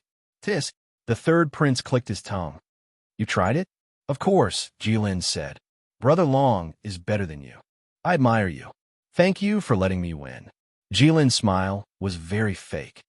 As for how I know you landed on the moon today, I've been waiting for you here for more than 10 days. Jilin's answer made the third prince feel a lot better. Brother Bay is on your side this time? The third prince suddenly asked. You don't understand how important Staya is in his heart, do you? He can die for Staya without hesitation. The third prince was silent for a moment. Brother Bay has a wife. Go away. Jilin interrupted the third prince in time and rolled his eyes at the third prince. You really can't change a dog's habit. Bane and Staya don't have that kind of relationship. Then what kind of relationship? If I have to say, it's like the princess and the knight in the human story. Huh. The knight is so much weaker than the princess. Your guard are also much weaker than you. Even so, I didn't expect Brother Bay to be so persistent. According to Aisha, Bane didn't have parents when he was young. Although he had neighbors to take care of him, he didn't have a good life. Until Staya appeared. That was the first ray of light in his dark life. So it was not strange that he was willing to sacrifice himself for that ray of light. Like a moth to the flame. It's not suicide. He just wants to embrace and be close to the light. Jilin gritted his teeth after he finished speaking. He felt that his words were too sarcastic. The third prince was also stunned for a while. He didn't expect Jilin to say something like that, even if he was just repeating Aisha's words. But that means the life and death of millions of people. It's not a game, the third prince said. When the only light in your world is extinguished, you even want to die. You want to die. Why do you care about others? It has nothing to do with you, Jilin mocked. Of course it has something to do with me, the third prince said firmly. And on one side is one person, and on the other side are millions of people. Normal people know how to choose. Yes, yes, yes. Jilin nodded repeatedly. He was tired of talking to the third prince. You're the emperor of humans. Of course you care more about the people. So I didn't ask you to help, right? I can understand why you tried to stop me. I didn't try to kill them either, right? Jilin looked behind the third prince. He glanced at the direction and pushed gently. The third prince floated backward. This was heavens beyond. With Jilin's strength, the third prince would land in the Middle Empire or somewhere in the Saimai Empire. It could also be the endless ocean. I haven't seen many of your so-called normal people. Most of them are dead. Seeing the third prince float away, Jilin looked at the white jade capital on the moon. The white jade capital was sitting on the moon. It was very real. Jilin saw it when he used the golden eyes. This white jade capital was a small world of a human sage. That was why it could turn from reality to illusion, and from illusion to reality. Jilin's own small world was the same. That sage had probably died a long time ago. It was just that his small world had been preserved by humans using some kind of technology. It could be summoned by the third prince with the power of the human emperor. Since it had been summoned, the small world of a human sage naturally couldn't stop Jilin. Jilin flew toward the white jade capital. Hundreds of thousands of figurine soldiers armed their bows and halberds. It seemed that even if the third prince wasn't here, the white jade capital still had its own defensive measures. But Jilin didn't care. Jilin flipped through the darkness scripture casually. One after another, huge teleportation doors opened behind Jilin. Then, one teleportation portal after another spread toward the white jade capital, until the teleportation portals covered the entire sky of the white jade capital. Jilin used the darkness scripture to cast a teleportation portal. The scene was too different from when Aisha used it. Aisha usually opened one portal at a time, but Jilin opened hundreds of portals this time. A god-slaying cannon's muzzle stretched out from each teleportation portal. Then, flames soared into the sky. Hundreds of god-slaying cannons, which could destroy a moving city with one shot, fired at the same time. It destroyed the world. The white jade capital slowly collapsed under the countless cannons falling from the sky. Chapter 515. Hundreds of thousands of terracotta soldiers were turned into pieces under the fire of the god-slaying cannon. Then, the white jade capital was razed to the ground. Jilin looked at the white jade capital. Although only a few of the bricks were left intact, he didn't stop. In the end, the moon was pierced through. The moon that had already turned into a crescent moon shattered into pieces. They were scattered. Jilin said, "That's enough." He didn't believe that the humans had any backup plan after the moon was destroyed. The god-slaying cannon stopped. Jilin shut down countless teleportation arrays. He glanced at the broken pieces and smiled. This night was destined to be a sleepless night for everyone. Even those who went to bed early were woken up by their friends and relatives to see this wonderful scene that was hard to come by in a million years.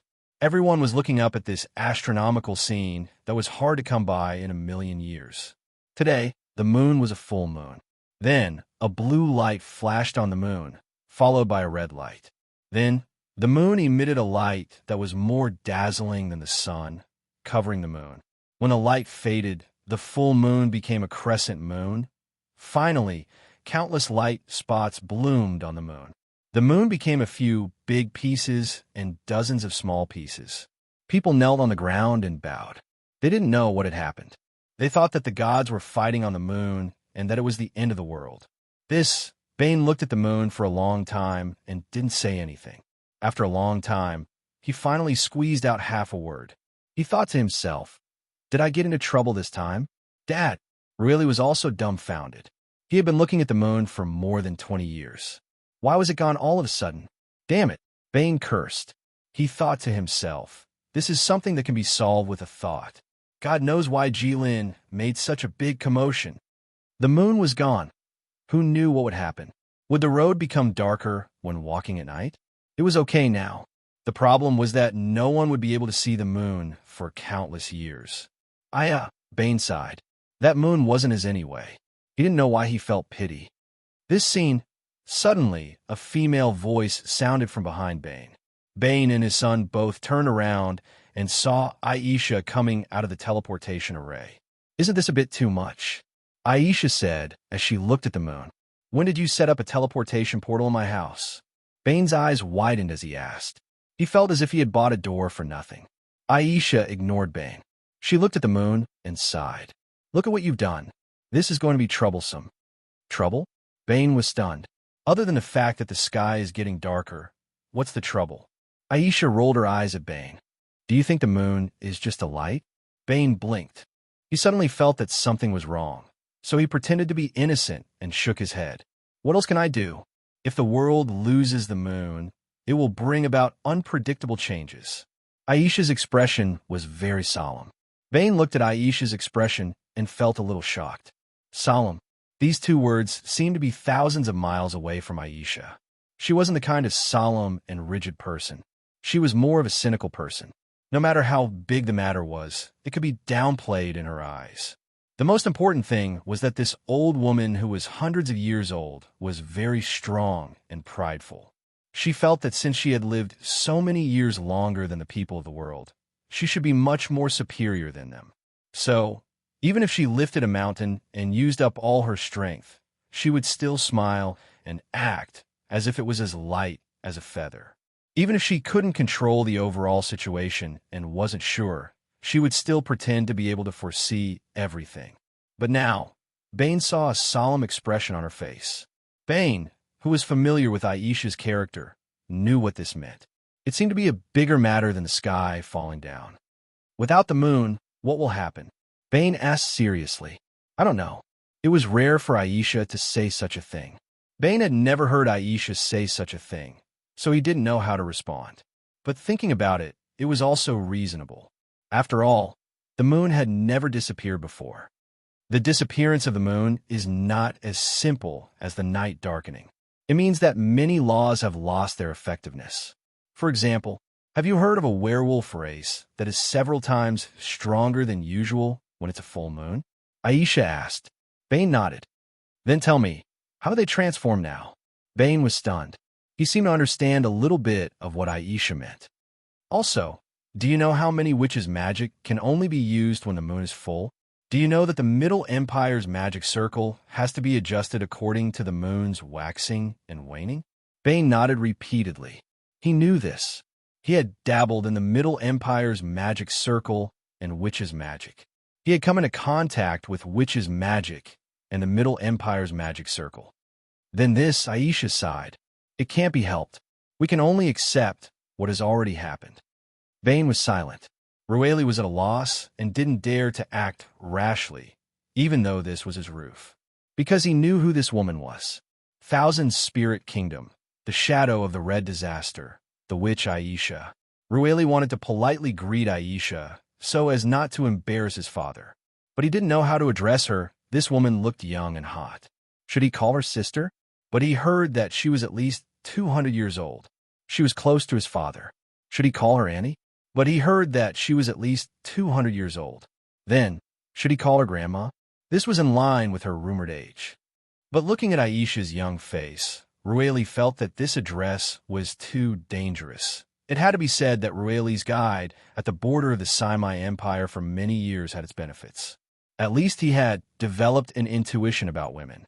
He didn't call Aisha grandma, and thus save his house. Fortunately, he didn't stay silent for long before Aisha suddenly spoke. It's here. It's here. What's here? Rueli didn't understand and looked at Aisha.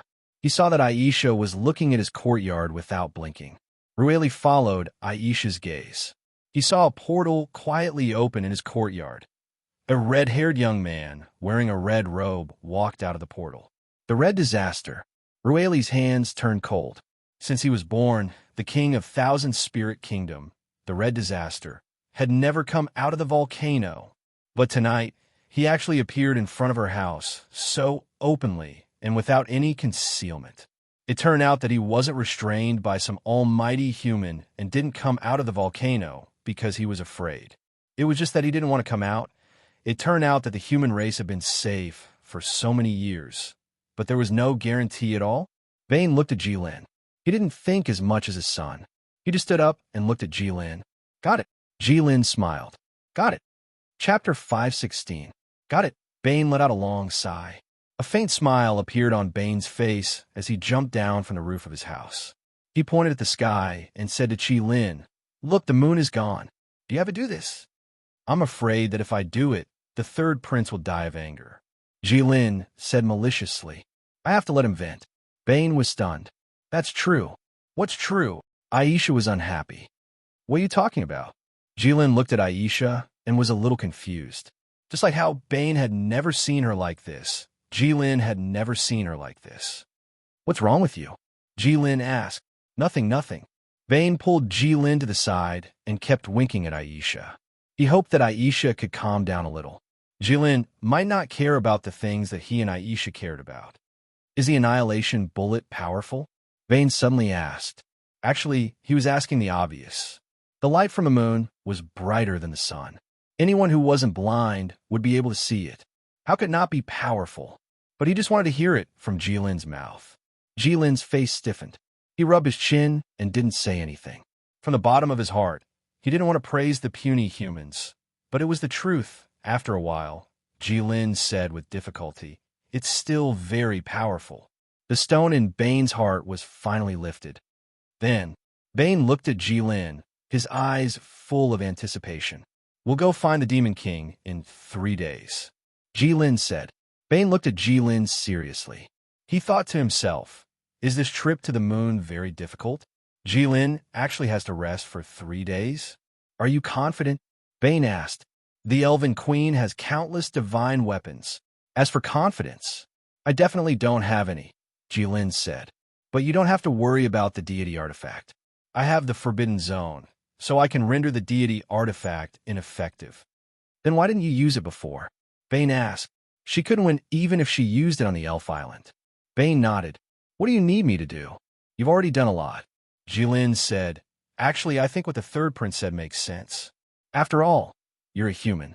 Isn't this betraying your own race? I won't. Bane shook his head. Because I know you better than the third prince. You are not a bloodthirsty dragon who kills innocent people. Silence filled the room. Jilin and Aisha were disgusted by Bane's shameless words. It was indeed too embarrassing. Rueli was even more shocked. He thought, Dad, what are you saying? He is the Red Calamity. Isn't he bloodthirsty? Isn't he killing innocent people? Is there anyone in this world who has killed more people than him? At this moment, Rueli's world was shattered. This, Bane suddenly said, according to your plan with the Demon King, you want the true race to invade the human race. Then the Elven Queen will come to the rescue and lose a lot of strength. Then you and the Demon King will attack them when they're unprepared, right? Jilin thought for a moment. Times have changed. Now that things have come to this, there's no need to go through so much trouble. Then what are you going to do? Bane was dumbfounded. He thought, how can such an important plan change so easily? I'll go talk to the Elven Queen first, Jilin said. When? Aisha asked. Right now. In fact, Jilin was far from a dragon that could rise and move. Compared to moving around, he preferred to stay on his golden mountain all day. But this time after Jilin said he would go, he really went. I'll use the darkness scripture again. I'll return it to you later. Before Jilin finished speaking, he used the darkness scripture to open a portal and stepped in. He can't hold it in anymore, Aisha said as she watched Jilin disappear. Me too. Bane raised one of his hands and showed it to Aisha. She could see that his hand was trembling uncontrollably. Trembling hands. This was a very rare phenomenon for the number one thief in the world. When a thief picked a lock, he would definitely be excited. The excitement of being about to succeed and the fear of being discovered. But no matter how excited he was, his hand couldn't tremble. Because if his hand trembled, the lock couldn't be picked. This was the basic quality of a thief. Aisha knew that although Bane looked ordinary, he was very outstanding in certain aspects. For example, when he was stealing things from the Duke's mansion in the Snow Wind Empire, even if his heart was beating as fast as a horse's hooves, he was still able to pick the lock smoothly. But now his hand was trembling so badly. Is it necessary? Aisha asked. It's necessary, Bane said, because this is an unprecedented challenge. In the past, no, ever since the thief profession was created, the things we stole were either from people or from the dead. But this time, we stole something that was taken away by the heavens. Bane clenched his fists. His hands naturally no longer trembled. Riri looked at his father, feeling more and more unfamiliar. Jilin originally wanted to directly leave the elf island with the darkness scripture, but after thinking about it, he turned around and went to the sea far away from the land. Jilin floated less than 2 inches above the sea. It seemed like he was standing on the sea. Jilin stood there for a while. An old man wearing luxurious clothes and a crown poked his upper body out of the sea. The king of the oceanic tribe. Dragon god, why did you come here alone? It's nothing. Crimson Unicorn stopped the king of the sea tribe from talking about a lot of meaningless nonsense. With the place I am standing at as the center, within a radius of 10,000 li, 20,000 li, no, within 30,000 li of the sea, clear everything. How long will it take? The king of the oceanic tribe was stunned. Clear everything within 30,000 li of the sea. That's right. Not even a fish can be left behind, Jilin said. How long will it take? The king of the oceanic tribe was in a difficult position. No one had done this before. I can order the oceanic tribe, but even so, I'm afraid it will take 2 days. Then let's begin. After saying this, Jilin summoned the entrance to his small world and took out a metal ball the size of a house. There were many patterns on the metal ball, and they were densely packed together. It was impossible to see what they meant. Jilin casually threw the metal ball into the water and turned around to leave. Seeing this, the king of the oceanic tribe suddenly broke out in a cold sweat for some reason. He no longer hesitated. He took out his scepter and heavily poked the surface of the water. The water seemed to turn into the ground, and a loud sound was produced by the scepter. The sea suddenly became as flat as a road. However, layers of ripples began to spread from the point of the scepter. Countless creatures in the sea began to frantically escape from this place, as if they were avoiding a natural disaster. Jilin randomly found an uninhabited island and laid down on the island to rest for 2 days. He didn't dare to sleep. 2 days later, Jilin opened his golden eyes. Chapter 517. Jilin opened his eyes, and the light in his eyes was like flowing gold. After resting for 2 days, he felt much more relaxed. This trip to the moon was not an easy one for him. Jilin let out a long sigh and set off a gust of wind on the sea. Then he raised his head and looked at the sky. The sun was still shining brightly, the clouds were white, the sea was blue, and the sea breeze was gentle. There was nothing more beautiful in the world than the clear sea on a clear day that could open one's mind. When you looked at the boundless sea, You would naturally feel that the world was vast, and that the trivial things that troubled you were not even worth mentioning. However, when you finished looking at the sea and were on your way home, you would realize that you still had to deal with those trivial things, and that you could not even deal with them. Those trivial things would still creep into your mind. The shattered moon could not be seen by people at this time, but Jilin could naturally see it. After resting for 2 days with his eyes closed, he could clearly sense that there were obvious changes in the world. It was as if some kind of balance had been broken, and the distribution of elements was missing. It seemed that Aisha's words weren't baseless and groundless. The world had unknowingly undergone a huge change because of him. Jilin did not know what the consequences of this change would be. Therefore, Jilin decided not to think about it anymore, and looked at the sea to relax. After half a day, Jilin summoned the Scripture of Darkness. The path to the Elven Island was opened. Jilin was stunned when he came out of the teleportation array, because he found that the Elven Queen was already standing on the shore. "You're waiting for me?" Jilin asked. "That's very obvious." The Elven Queen narrowed her eyes and looked at Jilin as she spoke in a deep voice. This was a straightforward attitude of speak quickly if you have something to say. The Elven Queen was eager to understand Jilin's thoughts, but Jilin did not want to be so straightforward. "How did you know I was coming at this time?" Jilin asked. "It was very difficult for me not to notice your battle with the human emperor," the Elven Queen said. "Then do you know why I fought with the third prince?" Jilin asked. "You stole the strongest weapon of the human race," the Elven Queen said with certainty. "I've seen the current human emperor before. He's outstanding and can be called the chosen one. He's good at everything except for one thing, which is that he's overly sentimental." "How do you know?" Jilin suddenly shouted. The Elven Queen's words caused a huge earthquake in his heart that could overturn a city. He was too sentimental. What did he mean by that? Jilin looked at the Elven Queen's perfect face, which was meticulously sculpted by the gods, and her even more perfect figure, which was constantly emitting charm. She had met the third prince before. Thinking back to the third prince's behavior in Spring Breeze Restaurant, while thinking, Jilin nodded. The more he thought about it, the more he felt that he was on the right track. However, Jilin could not help but feel his mouth go dry when he caught a glimpse of the Elven Queen's frosty face. "All right," Scarlet Unicorn thought to himself. He was probably wrong. "Then what do you mean?" Jilin asked. "He had a chance to kill you on the moon," the Elven Queen said coldly. Jilin narrowed his eyes and did not say anything, which was a tacit admission.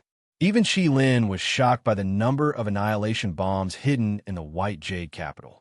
Even if he had the Darkness Scripture and could open a portal at any time, he could not guarantee that he would be unharmed.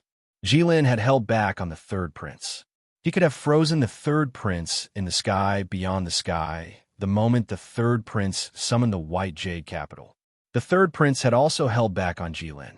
The human emperor's power could detonate all the annihilation bombs at the same time. "You're right," Jilin said. "He's a soft-hearted person. Or, to put it in a more disgusting way, he's a gentle person." "What a pity." The Elven Queen nodded and said. No one knew why she felt pity. "Why are you standing here?" Jilin asked. "I'm waiting for you." "Since when?" "Since the moon was shattered." "Then you've been waiting for a long time. How did you know I was coming?" "It's not a secret that humans have annihilation bombs on the moon. You're invincible in this world where the Demon King has not fully inherited the throne. But you, who's invincible, still want to scheme against humans' weapons to strengthen yourself. There's no doubt that you're making these preparations to deal with me, who's stronger than you." Jilin smacked his lips. At this moment, he suddenly thought of something. Everyone knew what Sima Zhao was thinking. The second in the world practiced martial arts so hard to defeat the first in the world. This was something that everyone could see. The first in the world was not blind. "I don't want to defeat you," Jilin said. "I just want to do something. I have to defeat you." "What is it?" the Elven Queen asked. "You told me before that all living things in the world are living under the shadow of the gods and dragons. They seem to be free, but that's not the case. The fate of all living things can be interfered with by the gods. That's not real life. You said that the gods gave humans life, but didn't let them live. That's not right. So you want me to help all living things break free from the control of higher life forms. And what you're doing is to exterminate the dragons and gods. You'll exterminate the dragons, and I'll exterminate the gods. Yes, what's the problem? The Elven Queen asked. No problem. Jilin smiled and spread his hands. It's just that the success rate is too low. You're afraid of death? The Elven Queen asked. As long as it's a living thing, it's afraid of death. There's nothing strange about this. The gods don't understand because you're not real living things. But we, the dragons, are. We just live longer. Jilin said. So we also understand a principle, and that is as long as it's a living thing, there will be a day when it disappears. Have you ever heard of the saying, the dead are gone? What do you mean? The Elven Queen didn't understand what Jilin meant. She had never seen the dragons lower themselves like this and admit that they were afraid of death so directly. What I'm trying to say is, why? Why is the end of life only death? Why is it that after it disappears? Why is it that the dead can't be chased? If that's the case, then life is such an empty existence. When death comes, everything in life becomes meaningless. It doesn't matter if your life is mediocre or if you save the world. After you die, everything will be meaningless. It's like a game. When the game ends, nothing is left. So why? Why must we die when we're born? Since we must die, why are we born? The Elven Queen was silent for a long time. This is the rules set by the one who created everything. But here in this world, this is the rule set by the gods. Jilin said, to help all living things completely break free from the control of the gods, instead of rushing to the heavenly realm to fight to the death, where we don't even know if we can win, it's more reliable and efficient to completely overturn the rule set by the gods in this world. For example, I want there to be no more death in this world. I want death to be reversible. I want to resurrect a person. That's impossible. It's possible. Give me the core of the world. Chapter 518. Jilin and the Elven Queen had finally reached a moment like this. Diplomacy before violence. The dagger was revealed. All the foreshadowing was for this moment, when the cold light suddenly appeared and the murderous intent was revealed. When the generals introduced themselves, no matter how polite they were, it was difficult to hide the barbaric bloodshed that followed. Jilin finally explained his intention. The core of the world. The core of the world. The Elven Queen became serious when she heard these 4 words. Yes, Jilin said. Do you know what that means? The Elven Queen asked. It means that you have mastered the rules of the world, and death can be reversed. Jilin said. No, no, no. The Elven Queen shook her head. Then what do you think it means? Jilin said. It means that one of us must die, the Elven Queen said. Who do you think it will be? The Elven Queen raised her eyebrows, took out a bow, knocked an arrow, and shot an arrow into the sky. Then there was a temporary sun in the sky. This arrow alone could illuminate the world. Naturally, it could also severely injure Jilin. This was a demonstration, or it could be said to be a threat. Jilin looked up at the remaining power of the arrow. The scorching light was like the sun. Is this necessary? Jilin tilted his head and asked, Don't you and I have the same goal? It's just that the method is different. Why don't you want to try my method? Death should not be reversed. The Elven Queen was silent for a long time, then said this. You're Protoss. You don't have to die, of course you'd say that. Jilin expressed his disdain. He thought that the Elven Queen's words were easy for her to say. If the Elven Queen also had people or things that she valued and could not avoid dying, she probably would not say something like that. Elven Queen, all living things are suffering. The fundamental reason is that you don't care about escaping death. Jilin said, if you really want to save all living things, why don't you start from the root? The Elven Queen was too lazy to say anything more to Jilin, and at this point, it was useless to say anything more. You've lived for hundreds of years for nothing. The Elven Queen looked at Jilin and said, your understanding of life and death now can't even compare to a human who has only lived for a mere 100 years. Jilin was suddenly stunned. The third prince had said the same thing before. What do you mean? There's no point in telling you, the Elven Queen said. Then there's no need to talk about it. Jilin was also annoyed. Since they were not on the elf island, there was no need for him to be so afraid of the elf queen. If you ask me, one of us will definitely die. Who do you think it will be? Jilin raised his hand and snapped his fingers. If it was before, it would have been me. But now it might not be so. As soon as Jilin finished snapping his fingers, a huge explosion resounded between heaven and earth. An incomparably huge water column soared into the sky. The water pillar was as thick as a mountain. From afar, it seemed to connect the sea and the sky. Even the sea level had dropped quite a bit. By the time the water column fell back down, when the water fell back, huge waves surged on the surface of the sea.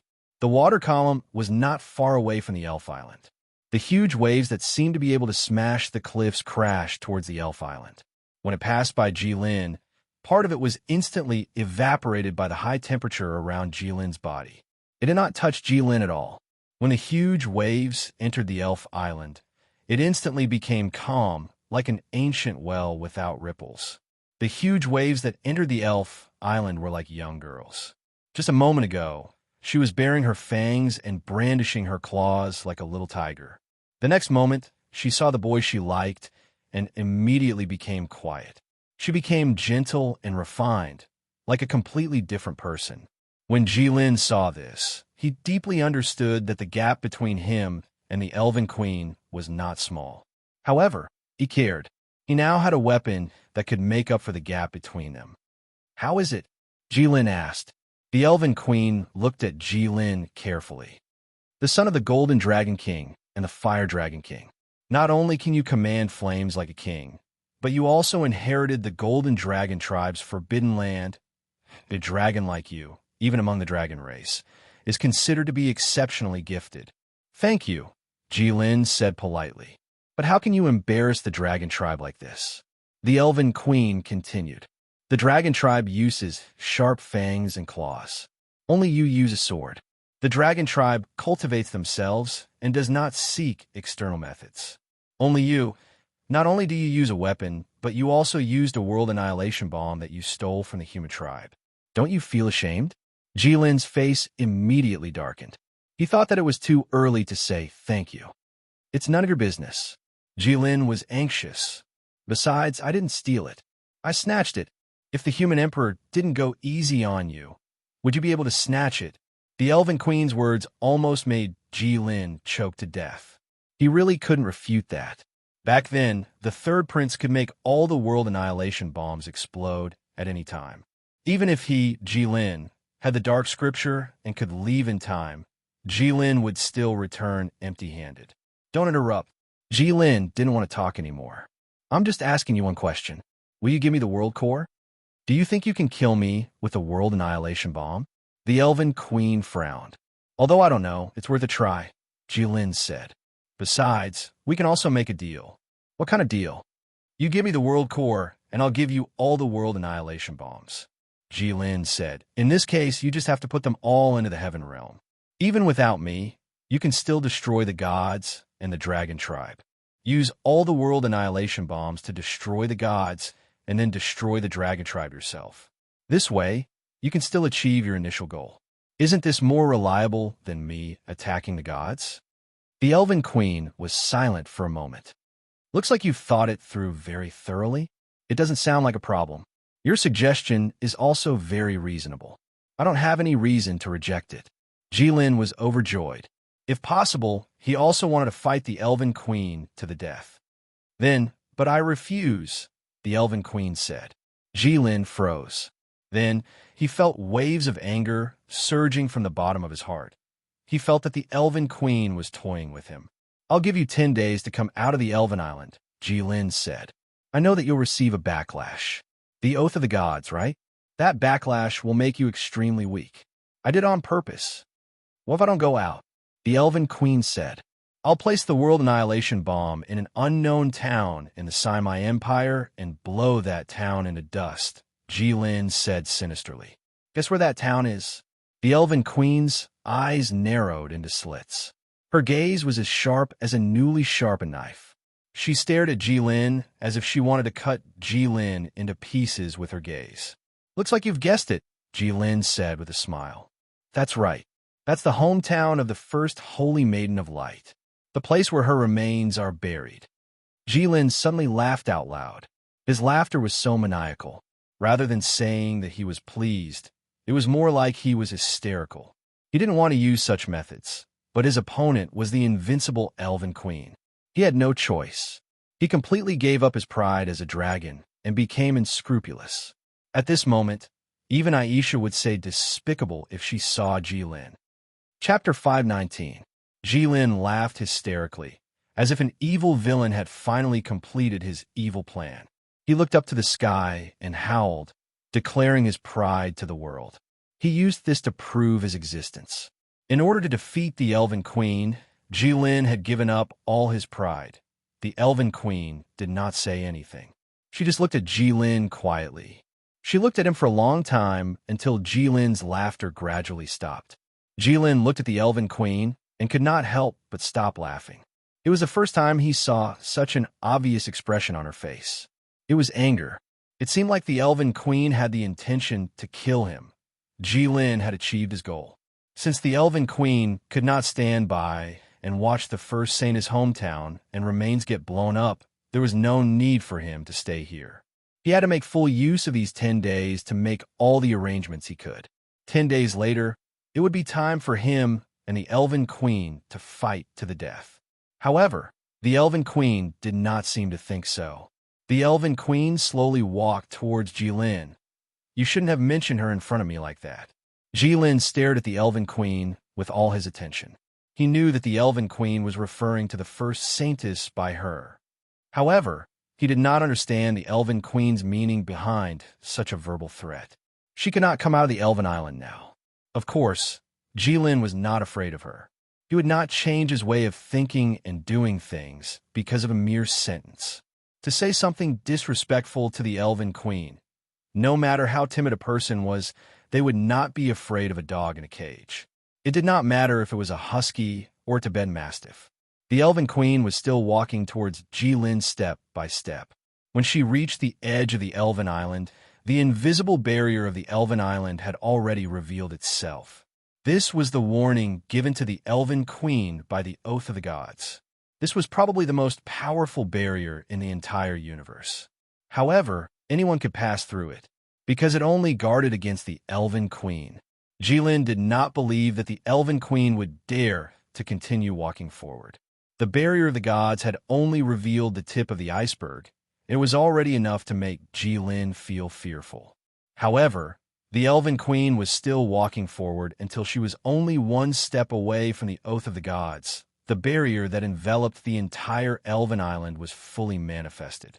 The colorful barrier made the Elven Island appear dreamy and dreamy.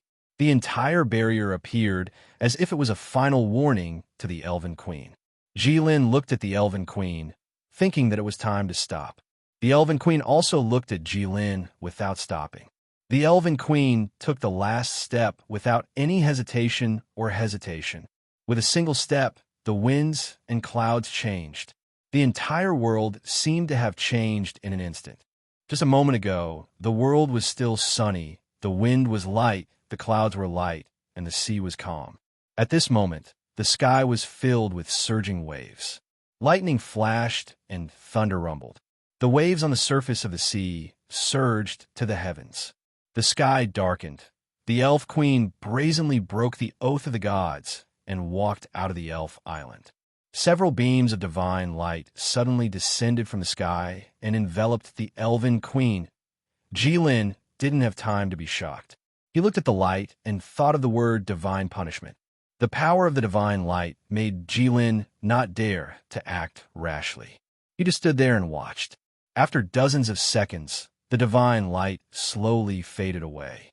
The Elven Queen's figure appeared. She was still standing with her head held high, but she was extremely weak.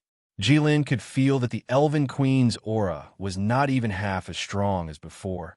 The Demon King told him that the Oath of the Gods could weaken the Elven Queen by half. It seemed that he didn't tell him enough. Jilin looked at the Elven Queen, who was not as strong as before, and suddenly realized that he had underestimated the future King of Gods who had lived for God knows how many years. No, It could be said that he had been contaminated by the bad habits of humans.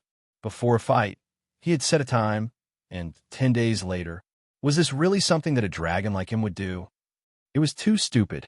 30 years ago, he probably wouldn't have thought that he would do something like this one day. What kind of human formalism was this?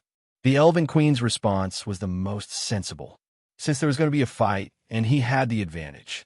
Instead of waiting 10 days for her to be ready, why not have a fight to the death now? Jilin thought over and over again, and in the end, he missed this move. He thought that the Elven Queen would at least be mentally prepared for such a huge price to pay. Who knew? She was actually so ruthless. Jilin realized that he was caught off guard when facing the Elven Queen. Dying. The Elven Queen took out a bow, an arrow, and pointed it at Jilin from afar. Jilin didn't dare to let the Elven Queen shoot the arrow. He suddenly opened his eyes wide, and the golden light in his eyes became unprecedentedly dazzling. Forbidden Land, the bloodline skill of the Golden Dragon tribe. It prohibited all spells and treasures. The light on the Elven Queen's bow instantly dimmed. However, the Elven Queen didn't hesitate at all and immediately let go of the bow. Before the bow and arrow could land an inch in the air, the Elven Queen had already arrived in front of Jilin and punched him. Jilin was shocked and hurriedly blocked with his hands. Jilin had already changed back to his true form. His body was huge and comparable to a huge castle. His arms were also huge and densely covered with hard scales. The Elven Queen, on the other hand, had delicate arms like an ordinary person. Although such a person was extremely beautiful, when she stood next to the ferocious megalosaurus like Jilin, it was extremely easy to overlook her. With such a difference in size, anyone would think that the Elven Queen's punch was an egg smashing a rock. However, that was not the case. Boom! The Elven Queen's punch created a huge sonic boom. Even the seawater below her sank due to the wind pressure of this punch. Red only felt a huge force coming at him, and his entire body flew outwards like a huge meteor. When Jilin stabilized himself somewhere, he suddenly felt a sharp pain in his arm. Jilin looked down and found that his left forearm was broken. The front half of his forearm hung limply. Damn it! Jilin cursed in his heart. He thought that the Elven Queen's strength was too unreasonable, wasn't it? Jilin aligned his arm bone. The bone quickly healed under the effect of the dragon blood. Jilin looked at his rapidly healing arm and couldn't help but sigh in his heart. Even if the Elven Queen's strength was only 20 to 30% of her peak, she was still able to break his arm with one punch. However, it seemed that only 20 to 30% of her strength was left. Otherwise, with the Elven Queen's full-strength punch, she should be able to directly break his forearm and then seriously injure him. If only he was a golden dragon with the strongest physical body in the dragon tribe. Then there wouldn't be such a problem. If he was a golden dragon, even the Elven Queen would be able to suppress him in terms of physical strength. However, at this point, there was no point in saying more. Chapter 520. The effect of Jilin's dragon blood was very powerful. It was completely different from Lasana's borrowed blood. Not to mention that his forearm was only fractured. Even if it was really broken, it could grow back out of thin air. The Elven Queen had appeared in front of him again. Jilin sighed. He had read some of the military books that the third prince had given him. The books said that one must know oneself and the enemy to win 100 battles. One must not fight a battle that one was not confident in. However, there were always some things that came out of nowhere that caught one off guard. Humans called it an accident. It was impossible to be prepared for everything in life. When an accident came, what people had to do was not to complain, but to think about how to accept it. Jilin did a simple mental preparation. Looking at the Elven Queen, he took out his dragon scale sword. Jilin held the huge sword that was hundreds of meters long in his hand. A slight movement could stir up the wind and clouds. Jilin bared his fangs.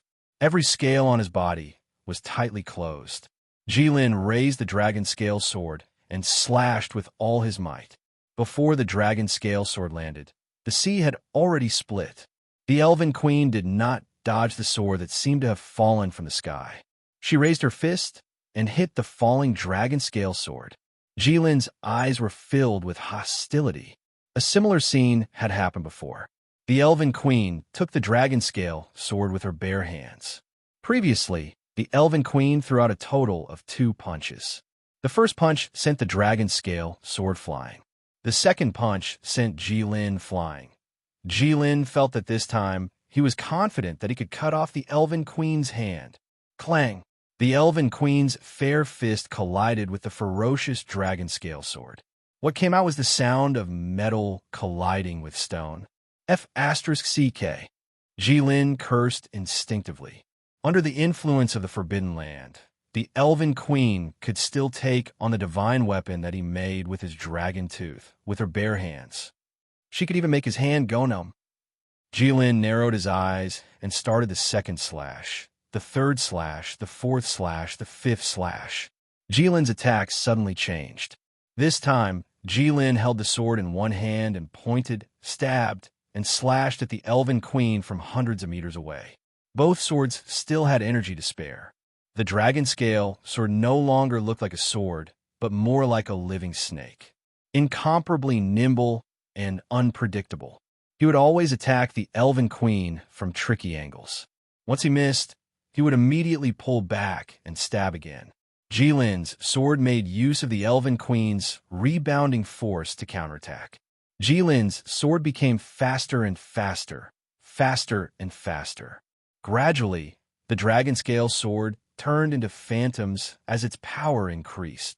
At this moment, Jilin was unleashing a torrential barrage of attacks, and each of his sword strikes was actually much stronger than his previous full-powered sword strike. This was a sword technique, human swordsmanship. The Sword Saint's swordsmanship was a swordsmanship that leveraged force against force. Flowing wind, returning snow. When Jilin performed it, he actually had both the body and the body.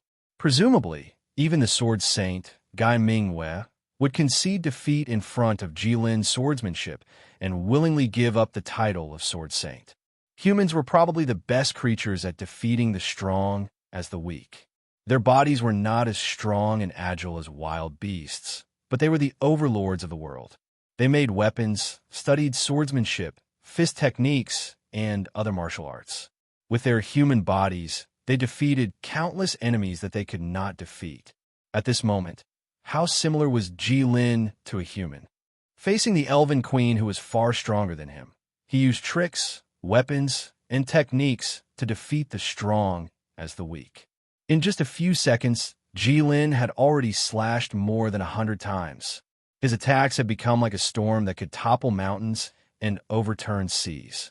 The Elven Queen was still resisting with her fists. The Elven Queen did not use any fist techniques. She only punched with extreme speed and accuracy. He simply and unpretentiously repelled the aggressive dragon scale sword that could split open the sea and the mountains again and again. This could also be said to be a great skill that could defeat 10 great skills. In the beginning, the Elven Queen could easily knock back Jilin's sword. However, as Jilin's sword became heavier and more ferocious, the Elven Queen was also beginning to be injured. Golden blood began to sprinkle from the Elven Queen's fists. From afar, it looked as if the Elven Queen was holding a handful of golden powder in each hand and was sprinkling it. However, Jilin knew that was not the case. As a member of the dragon race, he knew very well what it was. This was God's blood. Moreover, it was extremely high-level God's blood. A faint smile appeared on Jilin's face. He had finally injured the Elven Queen. Jilin's confidence was greatly boosted. The flowing wind returning snow was even more powerful. In fact, Jilin could see that every slash of the dragon scale sword could only cause extremely small injuries to the Elven Queen. Moreover, the Elven Queen's recovery ability was even higher than his. The speed of Jilin's swordsmanship at this moment was shocking. He could slash dozens of times in 2 seconds. However, the Elven Queen's recovery ability was even more terrifying. She could perfectly heal the wounds on her fists between Jilin's 2 slashes. However, Jilin was not discouraged. As long as he could make the other party bleed, he would have a chance to kill her. However, he forgot. The Elven Queen was not just a punching bag. The Elven Queen suddenly took a step back in the air. Jilin's sword missed. He did not expect the Elven Queen to take a step back. His flowing wind returning snow was airtight, sealing off all the Elven Queen's attack routes. The Elven Queen could only passively take a beating. However, he forgot. No, he did not expect that such a proud being like the Elven Queen would actually take a step back. The dragon scale sword paused slightly due to the shock of missing its target. The Elven Queen seized this critical moment and tore off a light veil from her body. She split it into two and wrapped it around her hands. "It's useless." Jilin looked at the Elven Queen and said with a glaring golden light in his eyes, "Under the influence of the Forbidden Land, all your divine weapons are useless." "Yes, I know," the Elven Queen said, "but I didn't want it to be useful in the first place. I just wanted to make use of its sturdiness." The Elven Queen's veil was a piece of fog in the world, a piece of cloud. It was unknown which god plucked it from the sky and refined it into a piece of light veil. When the Elven Queen did not use it, it was the fog on the Elven Island that could make travelers get lost in it. When the Elven Queen used it, it could absorb all the enemy's attacks like a clay ox entering the sea, the strongest defensive divine weapon. However, when the light of the Forbidden Land of the Dragon Clan shone on it, it became an ordinary piece of cloth and no longer had those magical effects. Even so, it was still the strongest cloth in the world. It was a cloth that could wrap and resist divine weapons made of dragon teeth. Not bad swordsmanship. The Elven Queen looked at Jilin with admiration. "This is the reason why I see you in a different light. It is also the difference between you and the other dragons. If it were the other dragons, even if they were to die, they would not use the human way of fighting, using a sword and displaying swordsmanship. Unfortunately, although you are more humble than the other dragons, you are also more despicable than the other dragons. You have no bottom line. Sigh, you can't have your cake and eat it too." You're tuning in to the Warrior Lore YouTube channel. Don't forget to subscribe and join us on this journey to catch the most captivating stories.